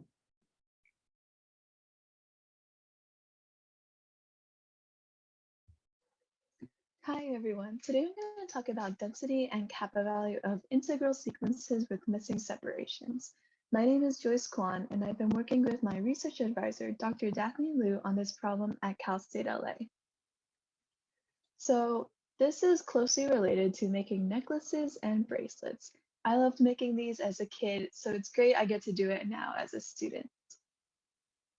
So let's make some necklaces. And the objective is that if we start with plain necklaces with only white beads, we want to see how many red beads we can put on the necklace. So in our first example, maybe we color every white bead red, so we have all red beads. In our second example, maybe we color every other bead red, so we have this red, white pattern going on. And then in our last example, maybe we have red, white, red, white, all the way around the necklace. So in all three of our examples, I'm going to use this to introduce the idea of density. So we want to look at the number of red beads divided by the total number of beads on the necklace, so including both red and white. So in our first example, our density would be 1 because every single bead is red. In our second example, it would be 1/2 because 1/2 of the beads are red. And in our last example, it would be 1/3 because every third bead is red. So 1/3 of our beads are red. So now we want to see what happens if we restrict how close the red beads can be from each other. And we're going to do this by using a set of positive integers called d. Say that d equals 1. So what this means is that we cannot have two red beads right next to each other because their separation is 1. We don't want any beads that are 1 away from each other to both be red. So that means in our first example, we cannot have this because every single bead is red. And looking at our last two examples now, recall that we still want the maximum number of red beads possible because we think red beads look prettier than white beads. So in this case, we would also cross out our third necklace. That leaves us with our necklace in the middle, which has a density of 1/2. So I'm going to zoom in on this necklace now. And now I want to see what happens if I give each bead a number. So I'm going to give this first bead 0, this one is 1, this one is 2, all the way around up to 11. So we have 12 beads total. And so now I want to look at the numbers corresponding to the red beads. And so see that we have this 0, 2, 4, 6, 8, and 10. And we call this a sequence of red beads. And so also call n the total number of beads on the necklace. Here it's 12. So note that we can have more than 12 beads. Maybe we have 13, 14, 15, up to infinity. But we see that as n approaches infinity, the density of any sequence we can make will approach 1, because that is the maximum number of beads we can color red. And so what we call this then is the density of D. We denote this by mu of D, and we call the density 1/2 as well. So now I'm going to introduce the formal definition of density. So let D be a given set of positive integers. In our previous example, it was 1. And we call a sequence S of non-negative integers a D sequence if the difference between every two elements in S does not fall in D. Then the density of S is defined as delta S is equal to the limit as n approaches infinity of the cardinality of this set divided by n. So recall that n is our total number of beads on the necklace. And the density of D then is defined as mu of D is equal to the maximum delta S for all possible D sequences S. So in real life, there may not be much relationship between making necklaces and running on a racetrack, but in mathematics, these two problems are very closely related. So say we have a racetrack with 4 racers. So we have black, green, blue, and red racers, and they all start at the same point on the racetrack.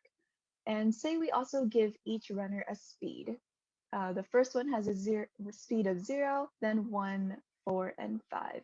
And so after some time t, we want to see where these runners are located on the racetrack. So maybe at some time t, the runners look like this on the track. Note that the first runner has not moved from the starting point because his speed is 0. So now what we're interested in is looking at the distance between this first runner and any other runner on the racetrack. And we're specifically interested in the distance between this runner and the closest runner on the track. So note here that the red and green racers are the same distance away from the first racer. So we consider this distance and call it d of t, d for distance and t for the time at which the runners look like this on the racetrack. So we can kind of see maybe how this problem is related to the density if we say that d is equal to the speeds of the racers. So here it is 1, 4, and 5. Note that we do not include 0 because this first racer does not move from the starting position on the track. So now we can introduce the formal definition of the kappa value. So let d be a set of positive integers, which are the speeds of the runners. Now I want to define these 3 parameters, c, t, and dt. So c is the circumference of the racetrack, t is time, and dt is the distance between this first runner and the closest runner at the time t. The kappa value then looks at the ratio between dt and c. Specifically, it is the maximum ratio of dt divided by c for all possible times t. So we are specifically interested in the density and kappa value of a 3-element set D that has the form 1JK. So I'm going to show you some recent results that have been shown about this 1JK set. So in 1977, Haralambis showed that for D equals 1JK, where J is odd and K is large relative to J, then the density values are as follows. And in 2016, there was a conjecture as well that if D equals 1JK, where J is odd, K is even, and K is also large relative to J, then the density is equal to this quantity. So this was disproven in 2020 by some counterexamples given in Liu and Robinson. And lastly, I want to show you a theorem by Liu and Robinson in 2020. And it states that if D equals 1JK, where J is even, and this time K is small relative to J, then the density is equal to the kappa value of D, which is equal to this quantity. So now I want to show you some results that were motivated by the previous work done on this problem. So the sets we are specifically interested in are D equals 1JK, where J is even, and K is also small relative to J. Specifically, K equals M times J plus 1 plus L, and 1 is less than or equal to M, which is less than or equal to J minus L. Here, L can be the odd number either 5 or 7. Then the density of D is equal to the kappa value, which is equal to this quantity. So I'll leave you with some final thoughts about this problem. Why are we even interested in finding the density and kappa value of such specific 3-element sets D? And this is because there is a conjecture that states that if D has exactly 3 elements, then the density of D is equal to the kappa value. So it is known that this conjecture is false when D contains 4 or more elements. So our work makes progress towards solving this conjecture. Thank you. Thank you for your presentation, Joyce. Joyce, are you here? Yeah, I'm Hi, here. everyone. Today? Thanks for listening, everyone. So is there any question for Joyce? Okay, so I'll ask one. What made you want to start this project? Sorry, could you repeat the What question? made you want to start this research? Oh, great question. So I took a discrete math class with my research advisor, Dr. Liu. And after that class, I got super interested in math and her research. So she reached out to me and was like, would you like to join my group? And I got super excited in it because I just learned about graph theory.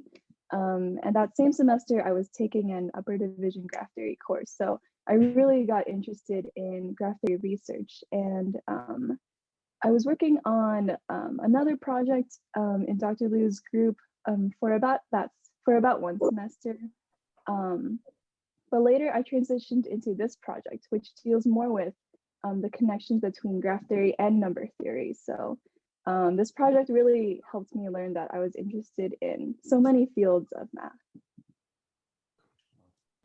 Yeah, because I'm taking Math 22 too also. So I'm only in like the beginning learning about logical equivalence.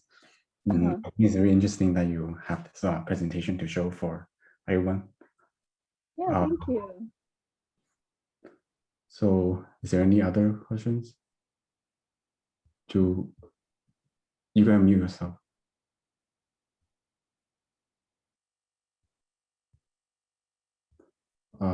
Okay. I don't think there's any other questions. Thank you for presenting, for providing. Okay, Yeah. thank you. Thank you. Yeah, thank you. So our next presentation is on creative therapy, songwriting by Gigi.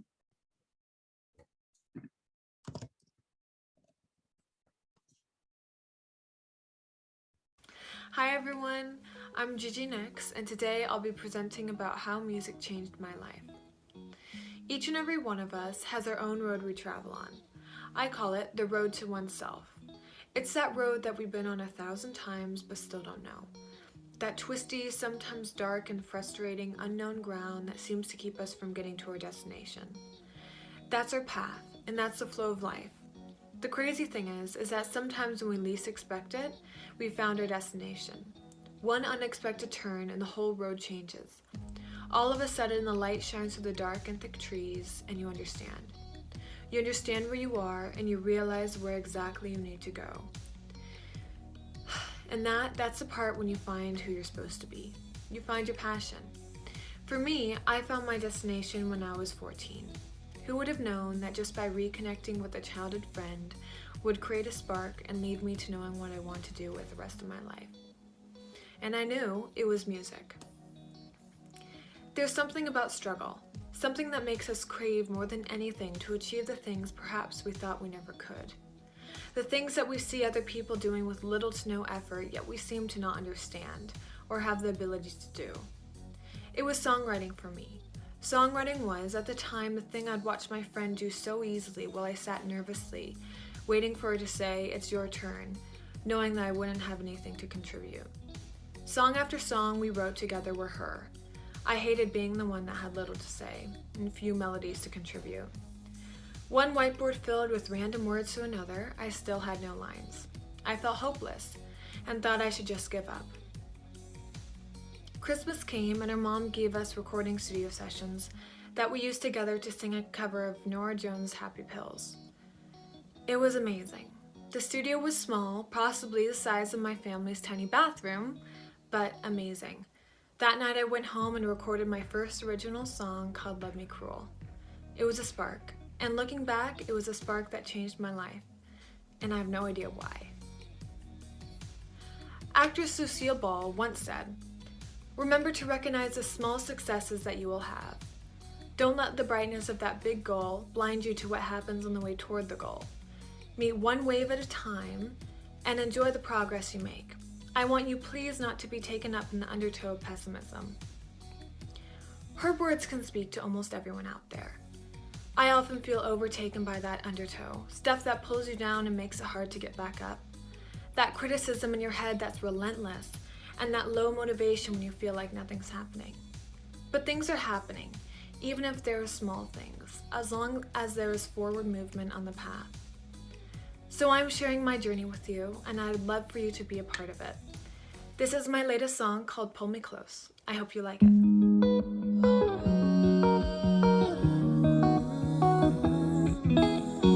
I've been waiting, I don't want the others, looking for my lover. I've been chasing, but they don't understand me. Came around and left me. Found you and my heart is set open, but couldn't control it. Would you ever know? Are we bound for a deeper connection of love and affection? I'm craving your attention. Alright, pull me close, pull me close. How you gonna do when we are this close? Alright, pull me close, pull me close. How you gonna do when we are this close? Really miss me, wanna know who's with me every day. Really kiss me, wonder why you ditch me anyway. I've been dreaming, thinking of a future, but can't get past the rumor. Is it my competing, or is it just a fever falling for you deeper? Found you and my heart is set open, but couldn't control it. Would you ever know? Are we bound for a deeper connection of love and affection? I'm craving your attention. Alright, pull me close, pull me close. How you gonna do when we are this close? Alright, pull me close, pull me close. How you gonna do when we are this close? Really miss me, wanna know who's with me every day. Really kiss me, then wonder why you ditch me anyway. Alright.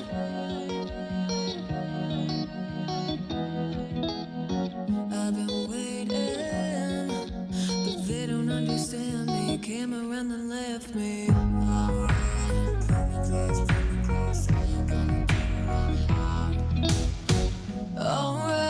pull me close, pull me close. How you gonna do when we are this close? Alright, pull me close, pull me close. How you gonna do when we are this close? Really miss me, wanna know who's with me every day. Really kiss me, then wonder why you ditch me. Pull me close. Oh, yes. Hi everyone. That's a really good music video. So, Gigi, are you here? Oh, sorry, my mute was on. Hi. Yeah. So, are there any questions from the audience? Where do I find you on Spotify again? You could just type in Gigi Nix and then you'll see me.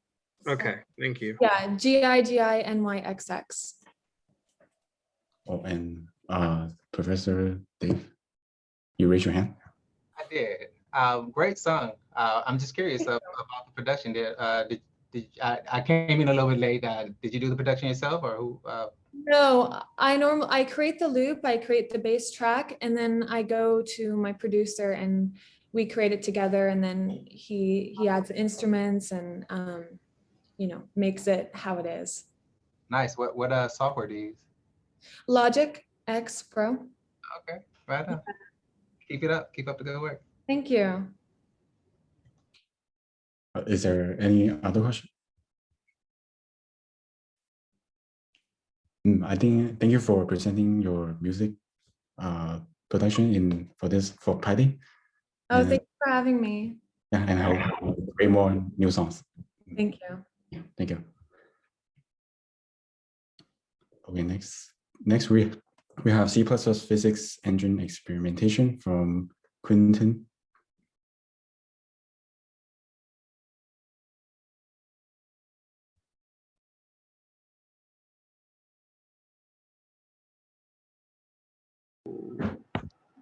Hey guys, it's Jared and Quentin. We've written our physics engine and we're here to show it to you today. All right, so as you can see, we've got two balls here on the screen. Their mass is proportionate to, thanks, Quentin. Their mass is proportionate to their radius, so the yellow ball is smaller. As you can see, this motion is not quite perfect, and I'll get into the explanation as to why that is. But there are aspects of this motion that do mimic reality. So as you can see, that yellow ball is clearly on a parabolic curve that's going to get lower and lower with each collision it makes with the floor. That's because we do have momentum enabled. There is a loss of momentum every time there's a collision. In some cases, it looks more accurate than in others, but there is always some loss of momentum. We have a coefficient of restitution for the floor and the walls as if these balls are both made of steel. So the coefficient of restitution for steel is about 0.78. So that's what we're using there. Yeah, so that's, I think it's important that we show the glitches that this system has too, and we'll explain why those exist in a second. But without further ado, Quentin, do you want to start with some of the code? Sure, yeah. I don't know if we need to show this, but this is just a quick run over of our splash screen. All I'm doing is I'm just drawing it to the screen. And here's everything with like the button. So once it's clicked, it just dismisses it, it goes away, and the program can continue. Kinematics is where we're getting the actual numbers from for our movement. So everything that we're feeding into this class is returning it into animate. And animate is kind of the backbone of everything. This is where the actual setting position to make it move is happening. This is where our checking for whether or not it's colliding with the wall or the floor is happening.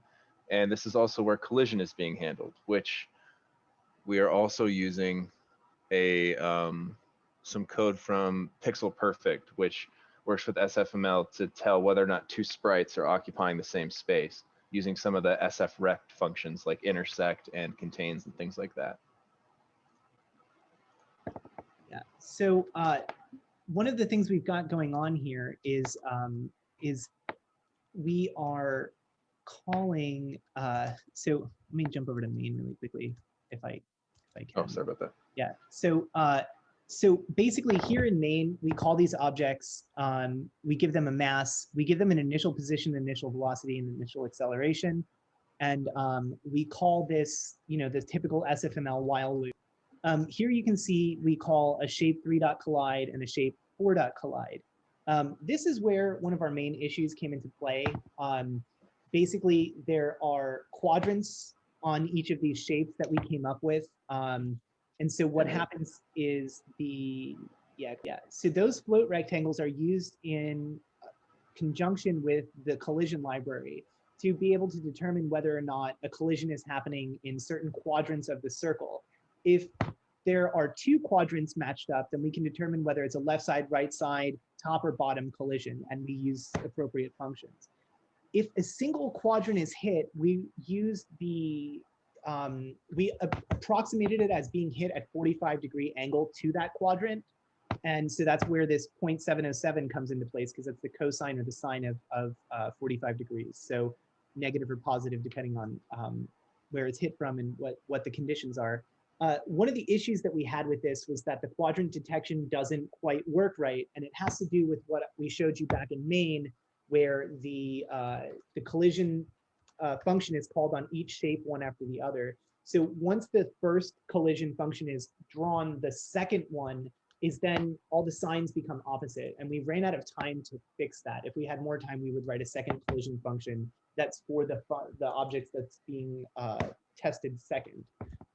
The other thing we would do if we had more time would be to break up these giant functions into smaller ones. But I think all in all, we're pretty proud of what we were able to produce. We might have shot to make a PS5, but I guess we ended up making a Game Boy. That's okay. But everybody likes Game Boy. Yeah.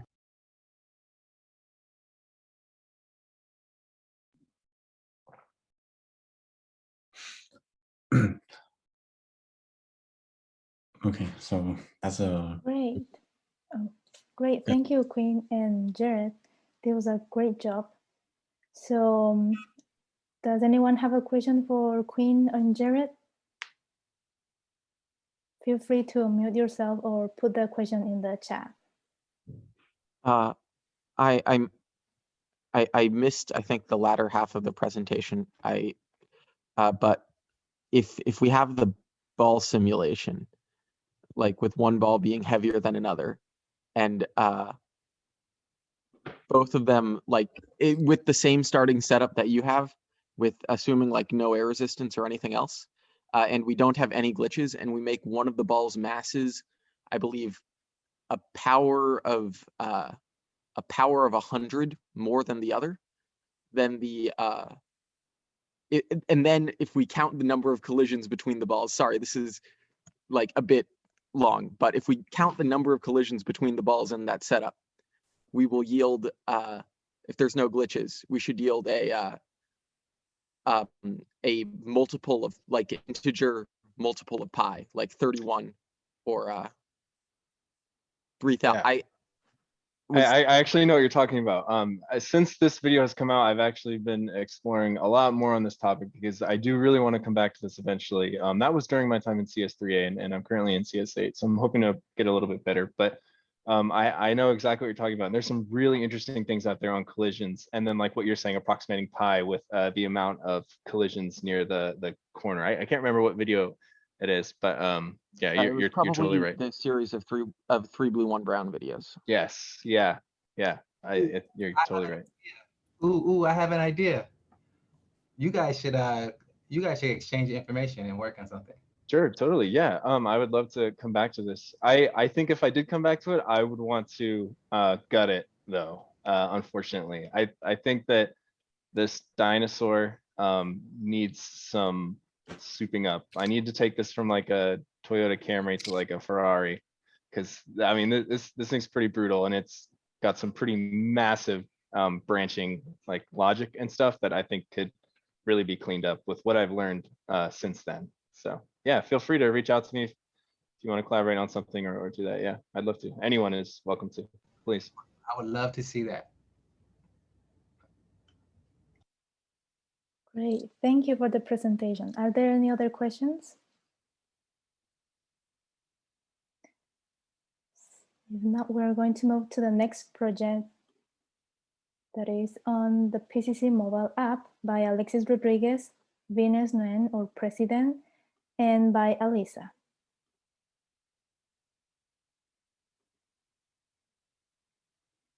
I'm Alexis, one of the interns working on the PCC mobile app. Hi everyone, I'm Venus. I'm sophomore at PCC. I'm also one of the interns working on PCC mobile app. And I'm Alyssa. I'm the third and last intern working on the PCC mobile app. The process of developing the app by talking with the clients, which in this case was people at PCC, about what they wanted the app to be and what they wanted to do. And then from there, we started with a workflow diagram, which is what you see here, just to sort of map out what parts of the app we needed to build. And this is sort of a blueprint of what we needed the app to do. So what you guys see on the screen right now is the UML diagram where we're mapping out what we actually need in the code, like the interface or the components. We also, like what you see between the components, there's an error like in diamonds or in triangle. That's where we shows the relationship between the components. For example, like they have hazard relationship or ether relationship. That error is gonna show how it's related to each other. So now we're going to show some demonstrations of some of the components that we've been creating. So Alyssa created the calendar component. Venus created the map component, and I created this thing called more options. Are some of the components that I've made, as you can see on the right. A component is just a part of our app that's a reusable bit of code. So at the top where you see the image, that uses my app image component. So anytime you'll see an image on the app, it'll probably use that component. you also see the calendar component and the content component. The content component is just a description right now, so any text that you would want to add. And then the calendar, if you click on the calendar component icon, which is there, it'll help you add whatever event to your calendar, if it works.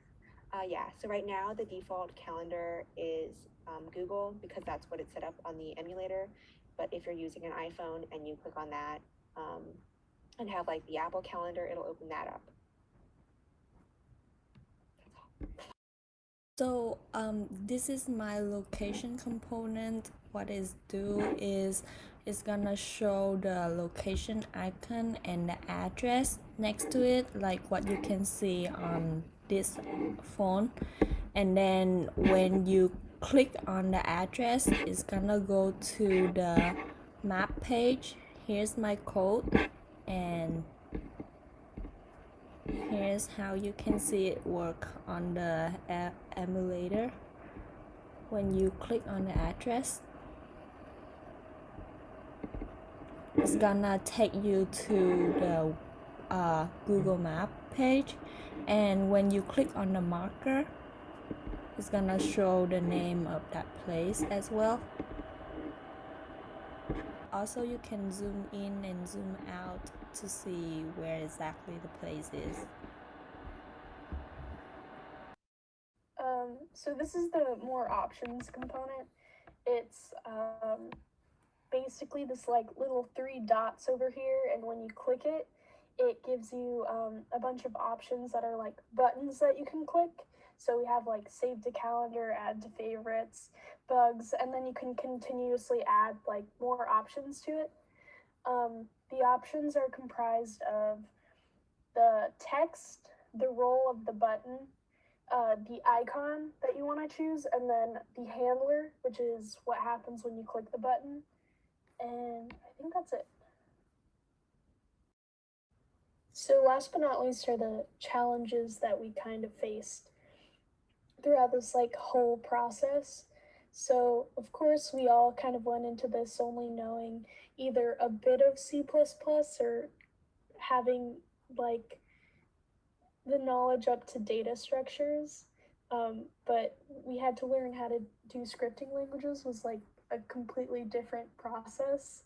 Also, Git was just a nightmare for all of us. Pushing, I don't know if any of you know, but pushing to the master branch or the main branch is like really hard when you have like more people on your team. We also spent a lot of time trying to get the app to work on our like phone or emulators, and it just kept giving all of us different errors, which was not a fun time. I'd say the things that we learned was, of course, the new languages and frameworks, and of course, teamwork, because Git days were at least like 4-hour days that were just really, really soul crushing. Other than that, I think basically mastering the art of Googling is what kind of helped us get through this. And I think that's it. All right, so that was we have been doing so far. Gotta go.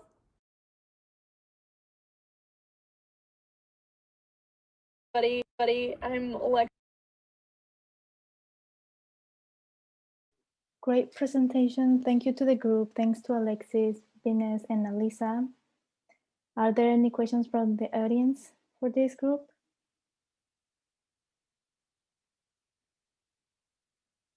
Feel free to unmute yourself or drop your question on the chat.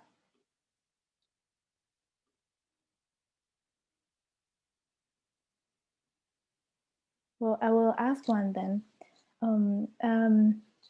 Since you guys have faced different challenges, I was wondering if this is the first app that you guys have worked on in all the CS courses that you guys have taken. Yeah, for sure. This was the first app. So I think I underestimated how much goes into building an app. We spent at least I think a week or two on I believe it's called the workflow diagram, which is what Venus was showing in the video. It's like a less specific diagram that's kind of mapping out what you want in the app. And then once you have kind of a general idea of what you want to do for the app, you end up going to these UML diagrams, which is basically you setting up kind of the classes or the components that you want inside of your app. And then after all of that, then you start implementing like the frameworks or the different languages that you've used to actually build the app. Great, yes. And when will this app be launched? Is it up already?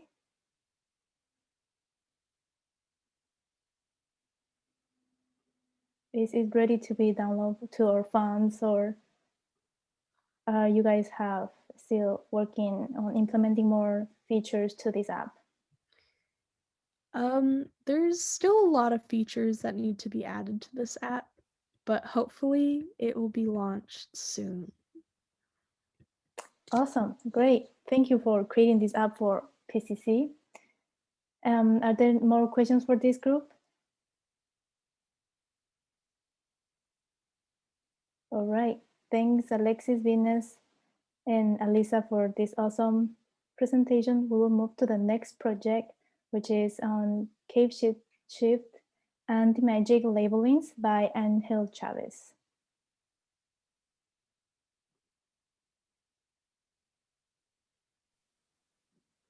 Hello, my name is Angel Chavez, and today I'll be presenting about case-shifted anti-magic labelings. So I'm going to be going over the definition of an anti-magic labeling, explain them in the context of connected graphs. I'll show you some examples of disconnected graphs. Then I'll be able to define case-shifted graphs and why they matter in the context of disconnected graphs. And finally, I'll share a little bit of my research. So an anti-magic graph is a graph with an anti-magic labeling. The labeling is a function of bijection, which goes from the edges and assigns them a number 1, 2, 3, 4, 5, blah, blah, blah. So in this example, we see 1, 2, 3, 4 being labeled to the edges. I need to define this phi function. This is very important. It assigns to each vertex a number based on the sum of the edges incident to such vertex. For example, you see the top vertex is given a 3 because it is incident to the 1 and 2. 1 plus 2 is 3. This function f is called a anti-magic labeling if it satisfies the anti-magic condition, and that is that all the phi values are different. So this graph right here is the anti-magic graph because the 4, 3, 6, and 7 are all different.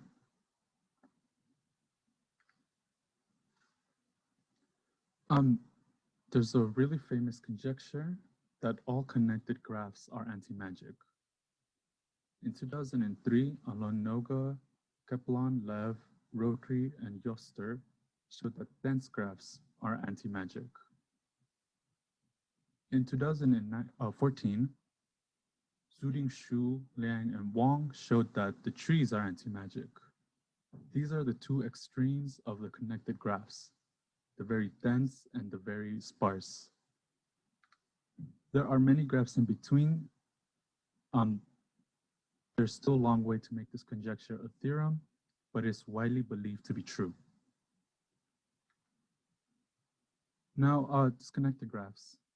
So there are a lot of disconnected graphs which are anti-magic. Here are just 2 examples. There's also anti-magic graphs there are also disconnected graphs which are not anti-magic. 2p3 is the smallest example. Very quickly, it only has 3 labelings. And the 3 labelings are distinguished by which number the 1 is paired with. So that'd be 2, 3, or 4. And you can check really quickly that all of them have 2 vertices with the same phi value. Okay, so I want to ask a very difficult question. How can you decide if a graph is anti-magic or not? So I mean, if you're given a disconnected graph, how can you decide if this graph is anti-magic or not? Does it have a property that will automatically make it anti-magic? And if it lacks this property, it is not anti-magic? Is there an algorithm, some sort of criterion? This turns out to be an extremely difficult question. Very difficult. So an easier question that might help answer that is, can we build disconnected anti-magic graphs? So if I give you 2 anti-magic graphs, G1 and G2, can I combine them to make an anti-magic graph? So for example, if I know G1 has an anti-magic labeling with domain 1, 2, all the way to M1. G2 has an anti-magic labeling 1, 2, all the way to M2. Then this disjoint union needs to have an anti-magic labeling with this big domain. Notice how the 1, 2, 3, blah, blah, blah, up to M1 is shared here with G1. So one way to try and solve this question is to copy the anti-magic labeling of G1 onto this union. And for G2, we sort of copy the labeling, except the numbers 1, 2, 3 are shifted by M1. So instead of 1, we use 1 plus M1. Instead of 2, 2 plus M2, da da da da.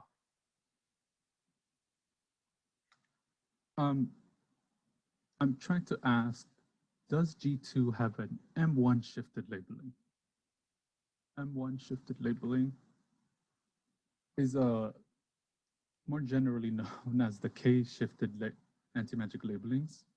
This was introduced by Wei-Tang Li in his very famous 2019 paper. A K-shifted anti-magic labeling and a K-shift anti-magic graph is like an anti-magic one, except the domain is shifted by K. So instead of 1, it's 1 plus K. Instead of 2, 2 plus K, so on and so forth. In this example, if I want to shift by K equals 4, I'll turn the 1 into a 5, the 2 into a 6, and so on and so forth. The phi function remains the same. So you see that this top vertex gets number 11 because it is incident to the 5 and the 6.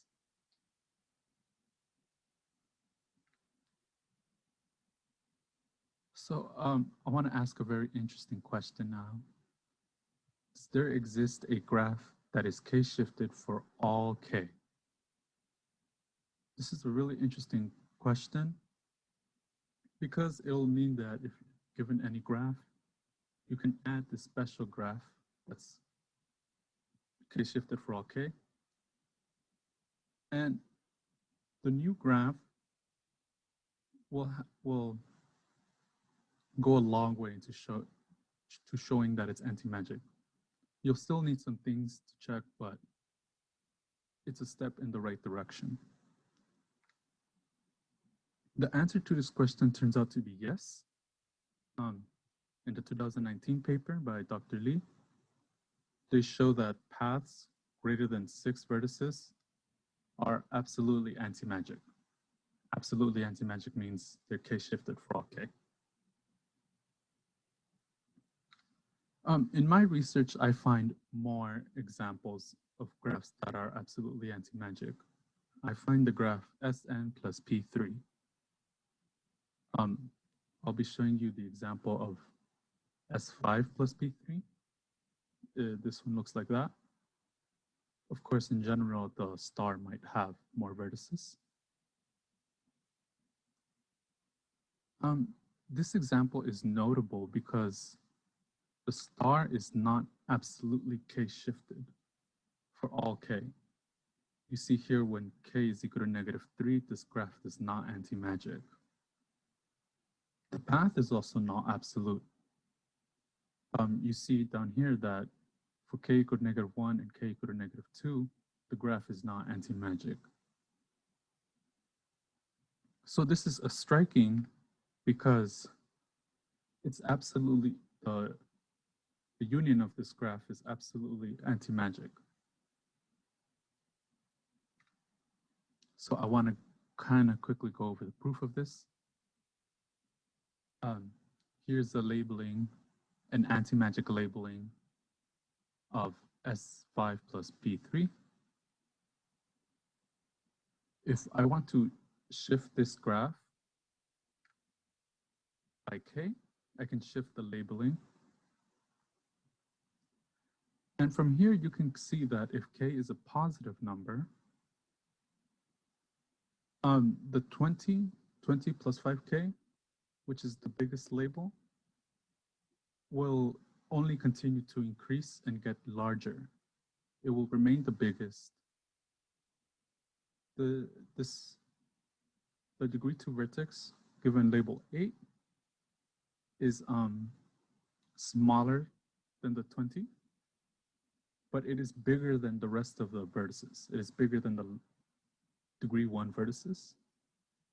And as we shift the labeling, this will remain true.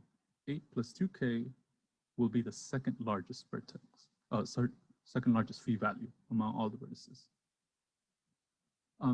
The leaves will remain distinct.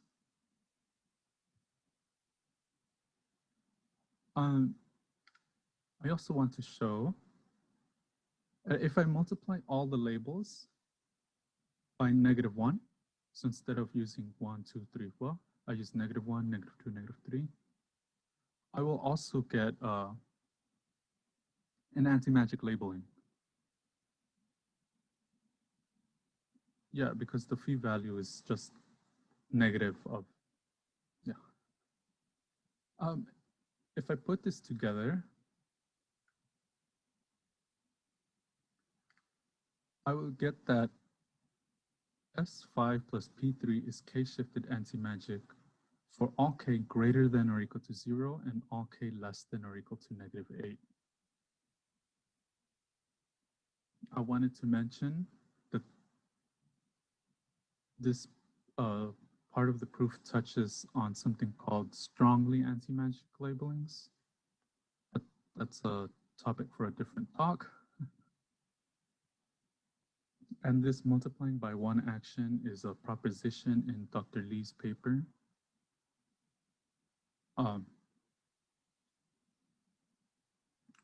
We can actually use this proposition one more time to reduce the last couple of k that we need to check. We don't have to check this entire interval. We can reduce to just checking between -4 and -1. In the interest of time, I'll give you the last 4 labelings. And I'll mention really quickly that the labelings are divided into 2 major categories. For the smaller negative numbers, for k equals -1, k equals -2. The difficulty comes from the path not being k-shifted for those low values. We end up using number theory to show that the center of the star and that degree 2 vertex are never equal to each other and never equal to any of the leaves. And for the larger negative numbers, for the -3 and -4, We use calculus to show that all the vertices will be distinct and different from each other. So thank you for listening to my talk, to my advisor, Dr. Lee, for introducing us to this problem. We got to listen to his talk at Cal State LA last year, I think 2000. Oh, it's 2 years now. And a special thanks to our research group.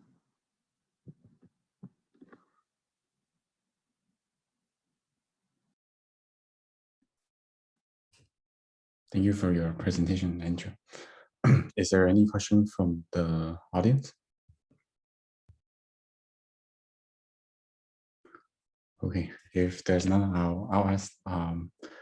What is your purpose of creating this research, and was there any challenge that you faced? Wait, and Joe, are you here? Oh, Yeah. Yeah, I'm here. Sorry, I Yeah. don't have a webcam, it's broken. Oh, Oh. yeah. My reason for starting this research? I just found the problem really interesting. When I listened to Dr. Lee's talk at Cal State LA, he spoke with such passion, and he made the problem seem really interesting. So I started working on it, and I found that I really liked it as well. So I continued working. Is there a challenge that you face in this research? Yeah, so as always, you always start with no direction and you continue working. Luckily, my group was able to poke me in different directions and show me the way, and then I was able to extend the way they were going. So yeah, are you starting any new research? So yeah, it's on the same topic. I wish you the very best luck on your next research, and I hope you can present for your future conferences and maybe next year for PyCo. Thank you. Yeah. So this is our next presentation: creation and implementation of oxygen dimension analysis module by Stacy Liu and John.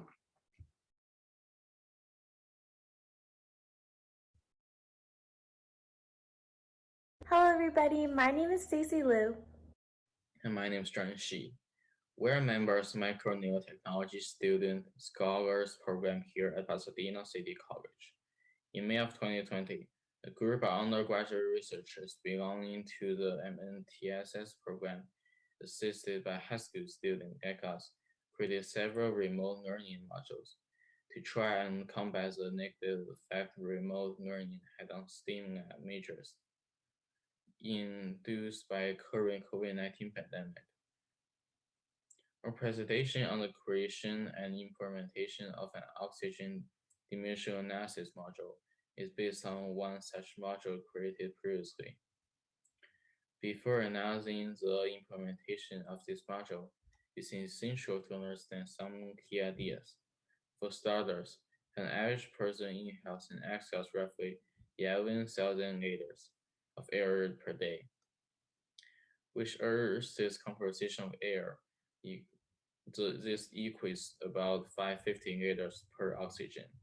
As you can see, Earth's air composition is made of roughly 78% nitrogen, 21% oxygen, and 1% a mix of argon, carbon dioxide, and more. With this module, many people wonder whether there is a sufficient amount of oxygen present in a given amount of space, and consequently, the percent and oxygen lab has been created. So, the percent oxygen lab focuses on finding a way to determine the amount of oxygen given in a certain amount of enclosed space. This lab will be incorporated into the class curriculum and used to reinforce the essential skill of dimensional analysis. In addition, the goal of this lab is to allow students to employ the dimensional analysis skills that they have learned throughout the duration of their undergraduate career and apply those concepts taught in chemistry to solve real-world problems. And on that note, let's move on to our mission and vision. Because nobody has done this gap yet, some learning outcomes we hope will address include the mastery and comprehension of finding the percent of oxygen given in a certain amount of space. By using dimensional analysis, as well as increasing each student's confidence and skill level, in that dimensional analysis is an important and essential tool in chemistry. Those who struggle with this skill lack confidence in themselves and their assessed. So by implementing a lab where students can reinforce and broaden their dimensional analysis skill set, we hope to increase their confidence as well as their knowledge and comprehension. Our methodology.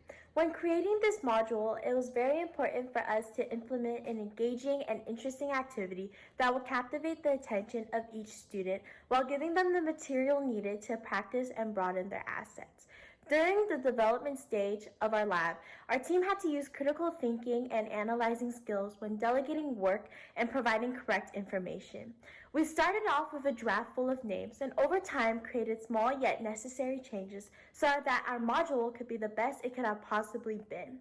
In the end, we came out with our final product, which we are excited to proudly share in the upcoming school year. In hindsight, the methodology does not solely root from the creation of the module, but it also applies to the students who use this course. So because this lab focuses on figuring out the amount of oxygen present in an enclosed amount of space, a prominent method students will use throughout the duration of this module will be the basic chemical analysis procedure of dimensional analysis. With the addition of survey and discussion board, students will be eligible to communicate with other thought process and ideas. While we can gauge an overall understanding of their comprehension, discussion board will allow students to reach out to one another, thus improving their communication skill. And on the other hand, survey provide us with honest opinion towards the module so we can furthermore improve it. In the addition of this lab, students can receive the much needed practice of dimensional analysis and more. It enforces the use and understanding of chemistry by implementing a creative and useful problem which can be solved by using a simple technique. As mentioned before, this technique is dimensional analysis, which is an essential tool in the configuration of problems regarding matter, energy, and the elements. For our future applications, to reiterate, this lab is currently not available to students, so there's no additional data at the moment.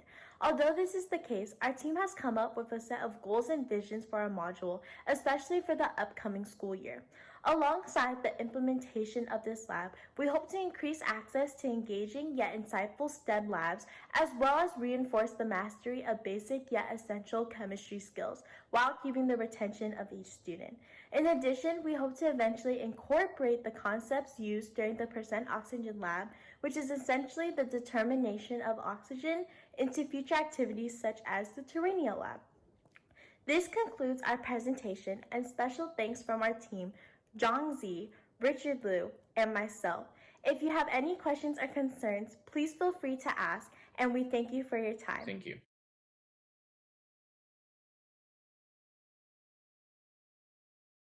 Hello, everybody. My name is All right. Thank you, Stacy and John, for your presentation. Does anyone have any question? You can feel free to mute. Okay. I can ask. So, was there any challenge that you work as a team for this research?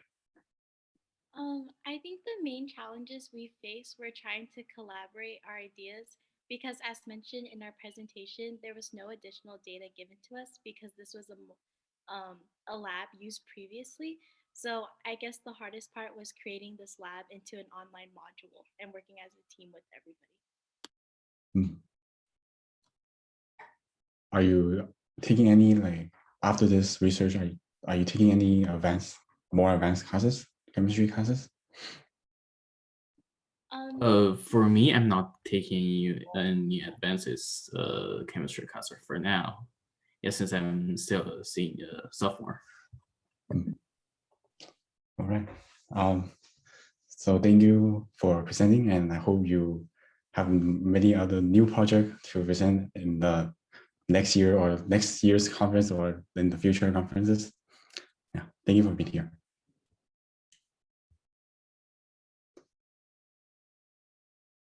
And our next presentation is on Arrow's voting theorem and ultrafilters by Mason.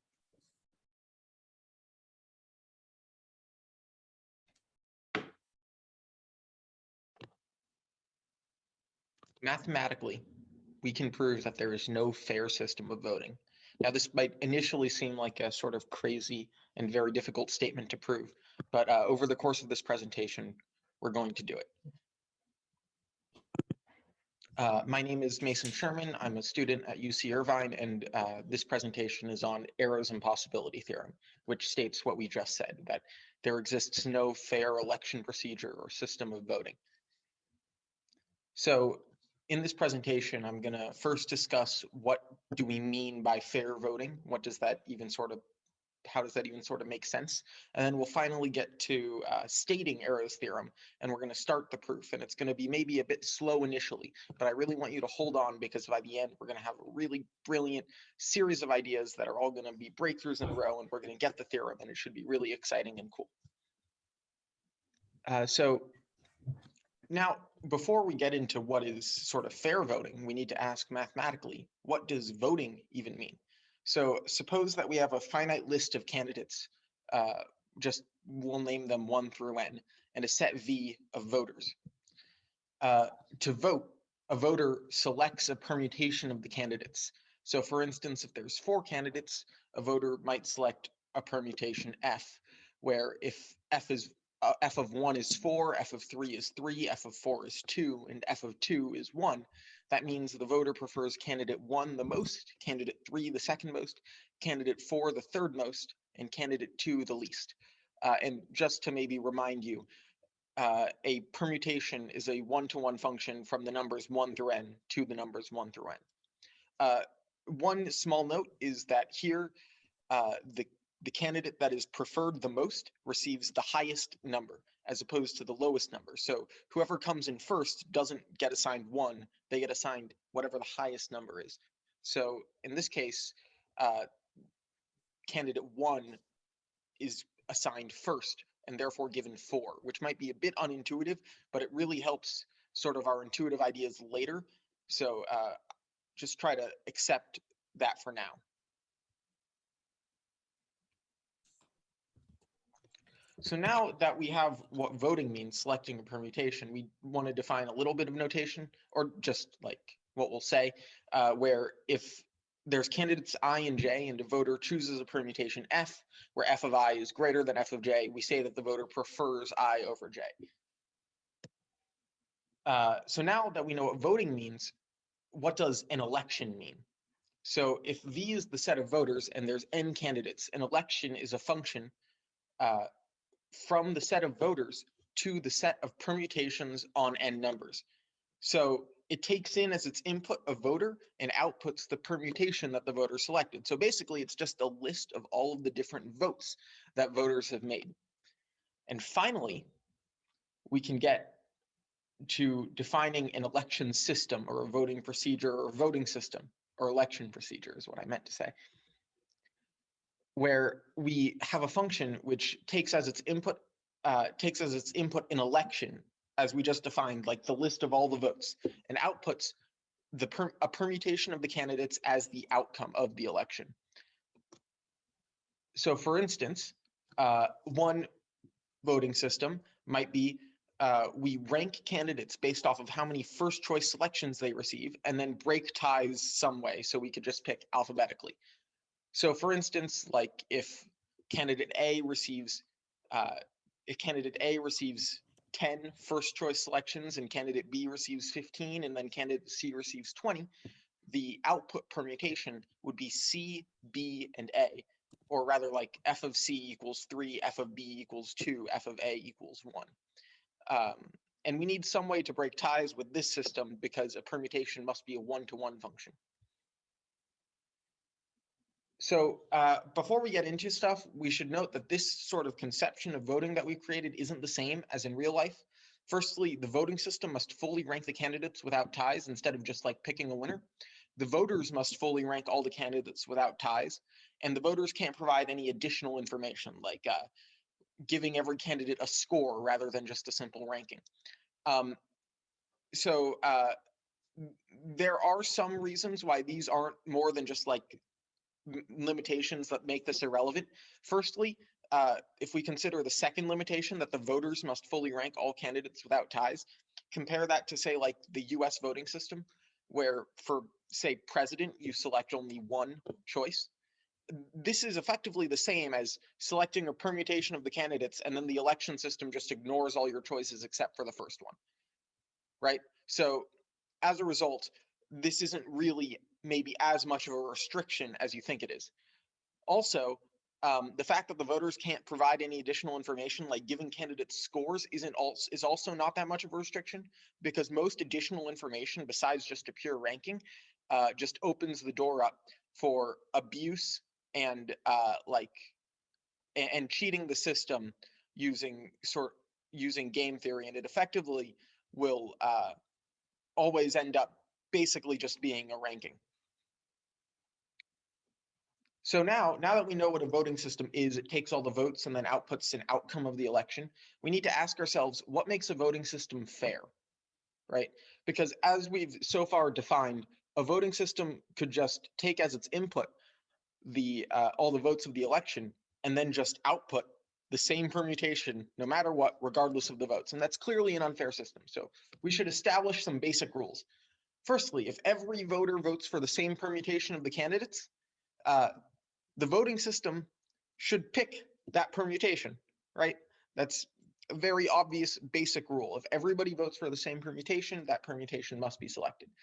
This one is a bit more complicated, but I hope by the end of this, or in a little bit, you'll see why this is intuitively necessary to be fair.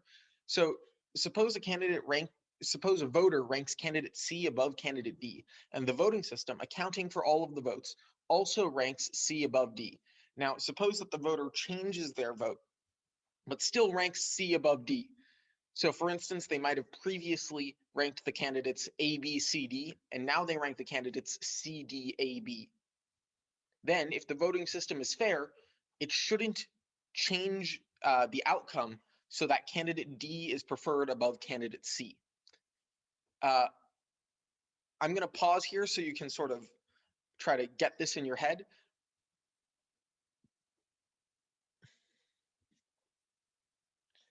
The basic idea is that your opinion about some random other candidate like candidate A shouldn't affect who wins between candidate C and candidate D. Now, this is our final restriction, but it isn't really an explicit restriction. It just follows from the other two. Maybe you can prove it for yourself later if you want to. If every voter prefers candidate I over candidate J, then the voting system should prefer candidate I over candidate J. This makes sense both intuitively as something which is fair, and it also can follow from the two previous rules. So if a voting system satisfies those two rules and the third one, which isn't really a rule, then we'll call it fair. Note that you probably have a bunch of other restrictions in your head for what makes a voting system fair, but any fair voting system probably needs these restrictions, right? So any more restrictions that you add will just lower the number of fair voting systems. And we're going to prove that there only exists one fair voting system under these restrictions, which is going to be very unfair in a little bit. So any additional restrictions you have would just make there less fair voting systems. So now we can finally get to Arrow's theorem, which says that in an election, as we previously defined, with at least 2 voters and at least 3 candidates, the only fair voting system is a dictatorship, where one voter's choice overrules everybody else. So that voting system will take all of the voters and then designate one the dictator, and then once they all vote, everybody except the dictator is ignored, and the dictator's permutation is selected as the permutation that wins the election. So let's get to proving this. So before we sort of start, we're going to need a bunch of definitions, and it's going to be really slow at first, but as I said before, I want you to hang on to the end. It's going to be really cool. So let's define the notion of a decisive set. A decisive set is a set of voters that will decide an election if they all vote the same way. So if every voter in a decisive set selects the same permutation, then the voting system must select this permutation. In most political elections, any majority of voters is a decisive set. If they all choose the same permutation, then that permutation is selected. Also, here, by our first definition, the entire set of voters V must be a decisive set. In a dictatorship, there's a decisive set containing only one voter. This voter is called a decisive voter. And we need to get a little bit more specific, where if we have two candidates, I and J, we'll call a voter decisive in respect to I and J if the election system always ranks candidate I and candidate J in the same way as the voter. So for instance, if a voter is decisive in respect to IJ and the voter ranks candidate J above candidate I, then the election system should also rank candidate J above candidate I. So now we're going to consider a base case of two voters. Wait, actually, let me go back a sec. Let me pause so that maybe you can.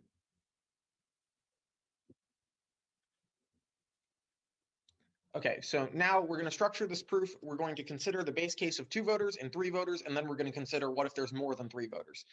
The first two cases are going to be, well, we're going to skip one of those two cases, and the other one might be a bit slow, but the last one, the more than three voters, is really cool. We're going to get to it. It's going to be awesome.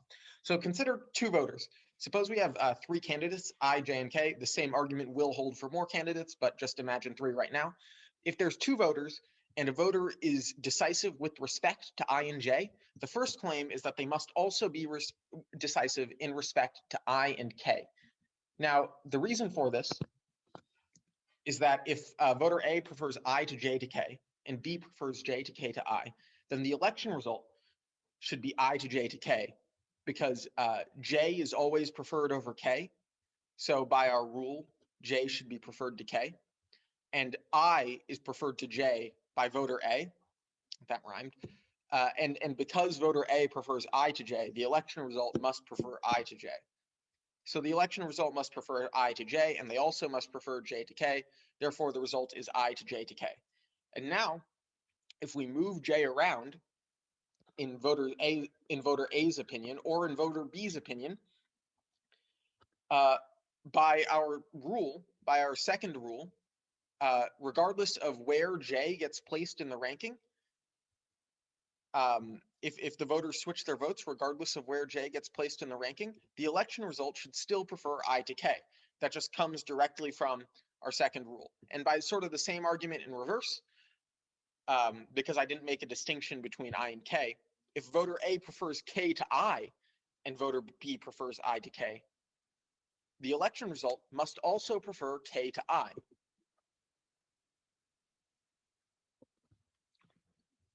So now we've proven that if there's two voters and a voter is decisive with respect to I and J, then they also must be decisive in respect to I and K.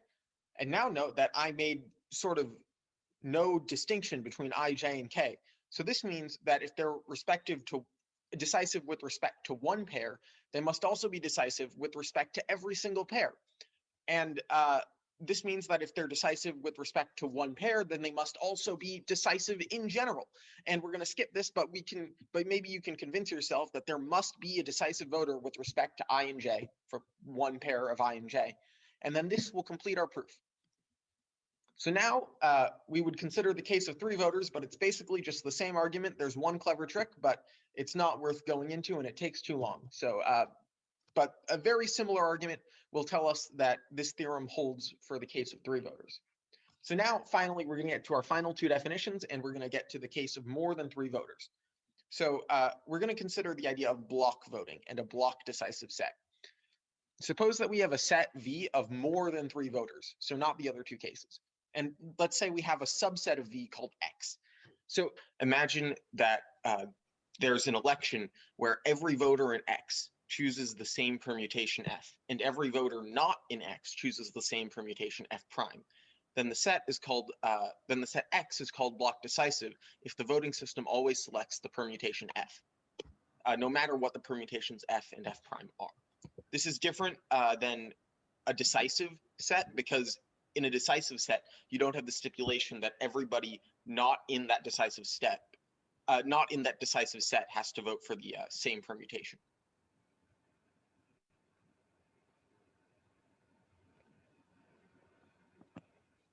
So now that we've established all of these definitions, we can get to a series of really cool breakthrough ideas.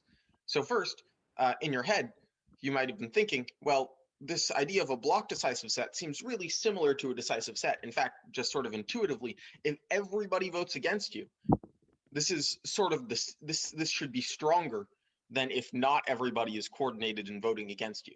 So we can actually prove, you can do this yourself, it's not too difficult, that a block decisive set is the same as a decisive set. These are equivalent ideas, and this helps us a lot because we're going to get some really cool ideas coming forward, which is first, there can't exist two disjoint block decisive sets, and there obviously can't exist two disjoint decisive sets.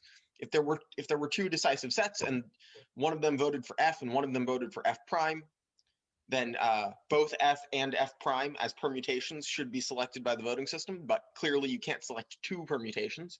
So there can't be two disjoint decisive sets, and we've said that decisive and block decisive are the same, so there can't be two disjoint block decisive sets.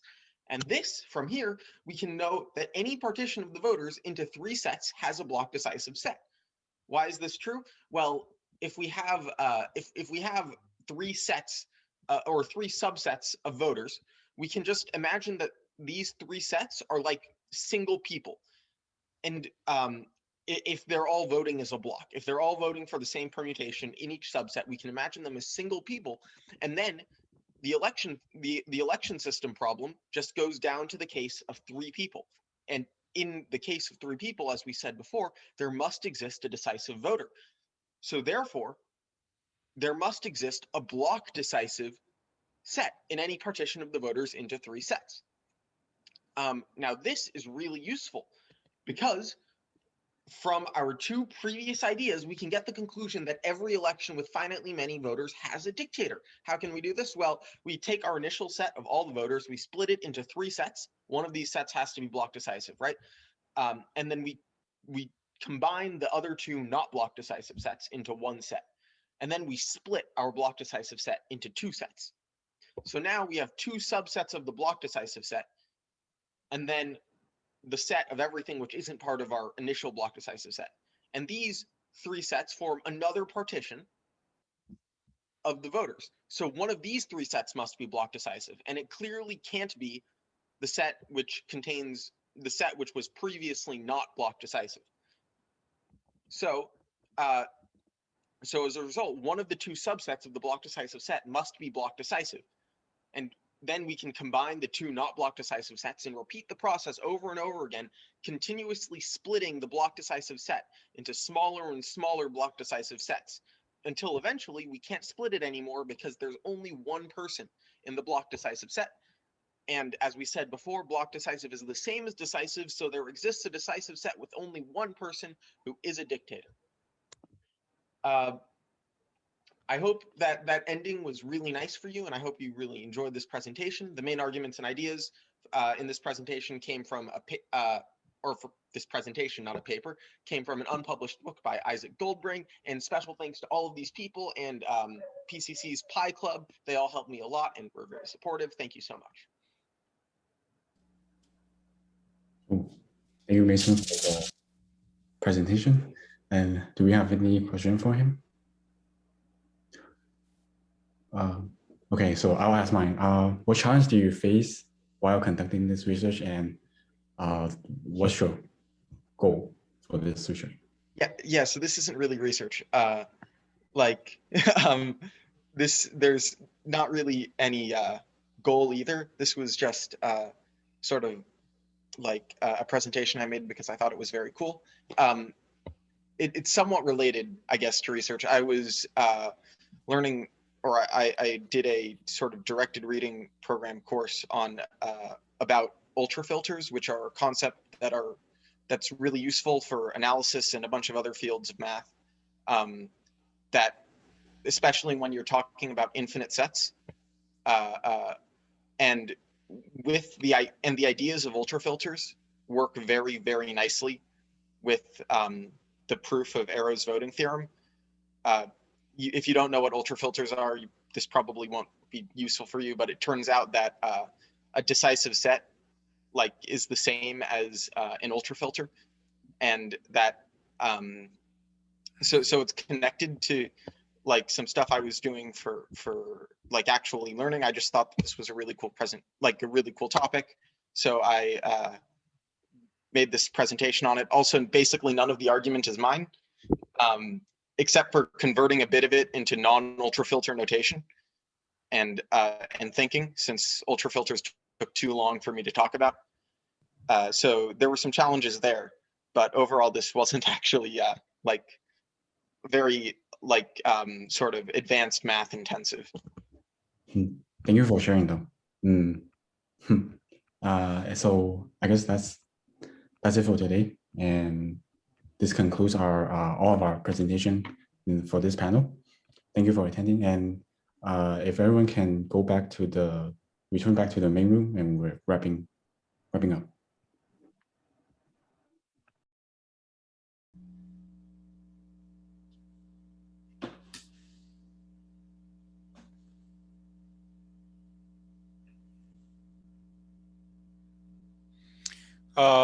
Oscar and E and Sophia, B and Sophia I, and Alfonso and Venus, thanks for all your work. We really appreciate all the effort, and we see you guys soon, right? So Thank you, Professor. you're welcome. Thank you guys. Bye-bye. Bye. So everyone, let's go to the main room, please. The breakout room will close in 42 seconds. Thank you, everyone.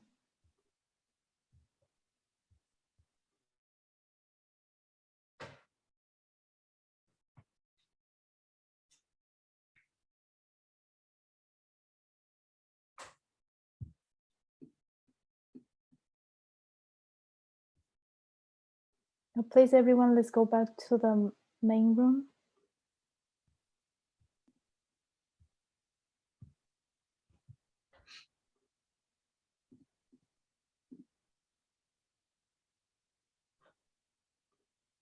Closing in 3 seconds. 2 seconds.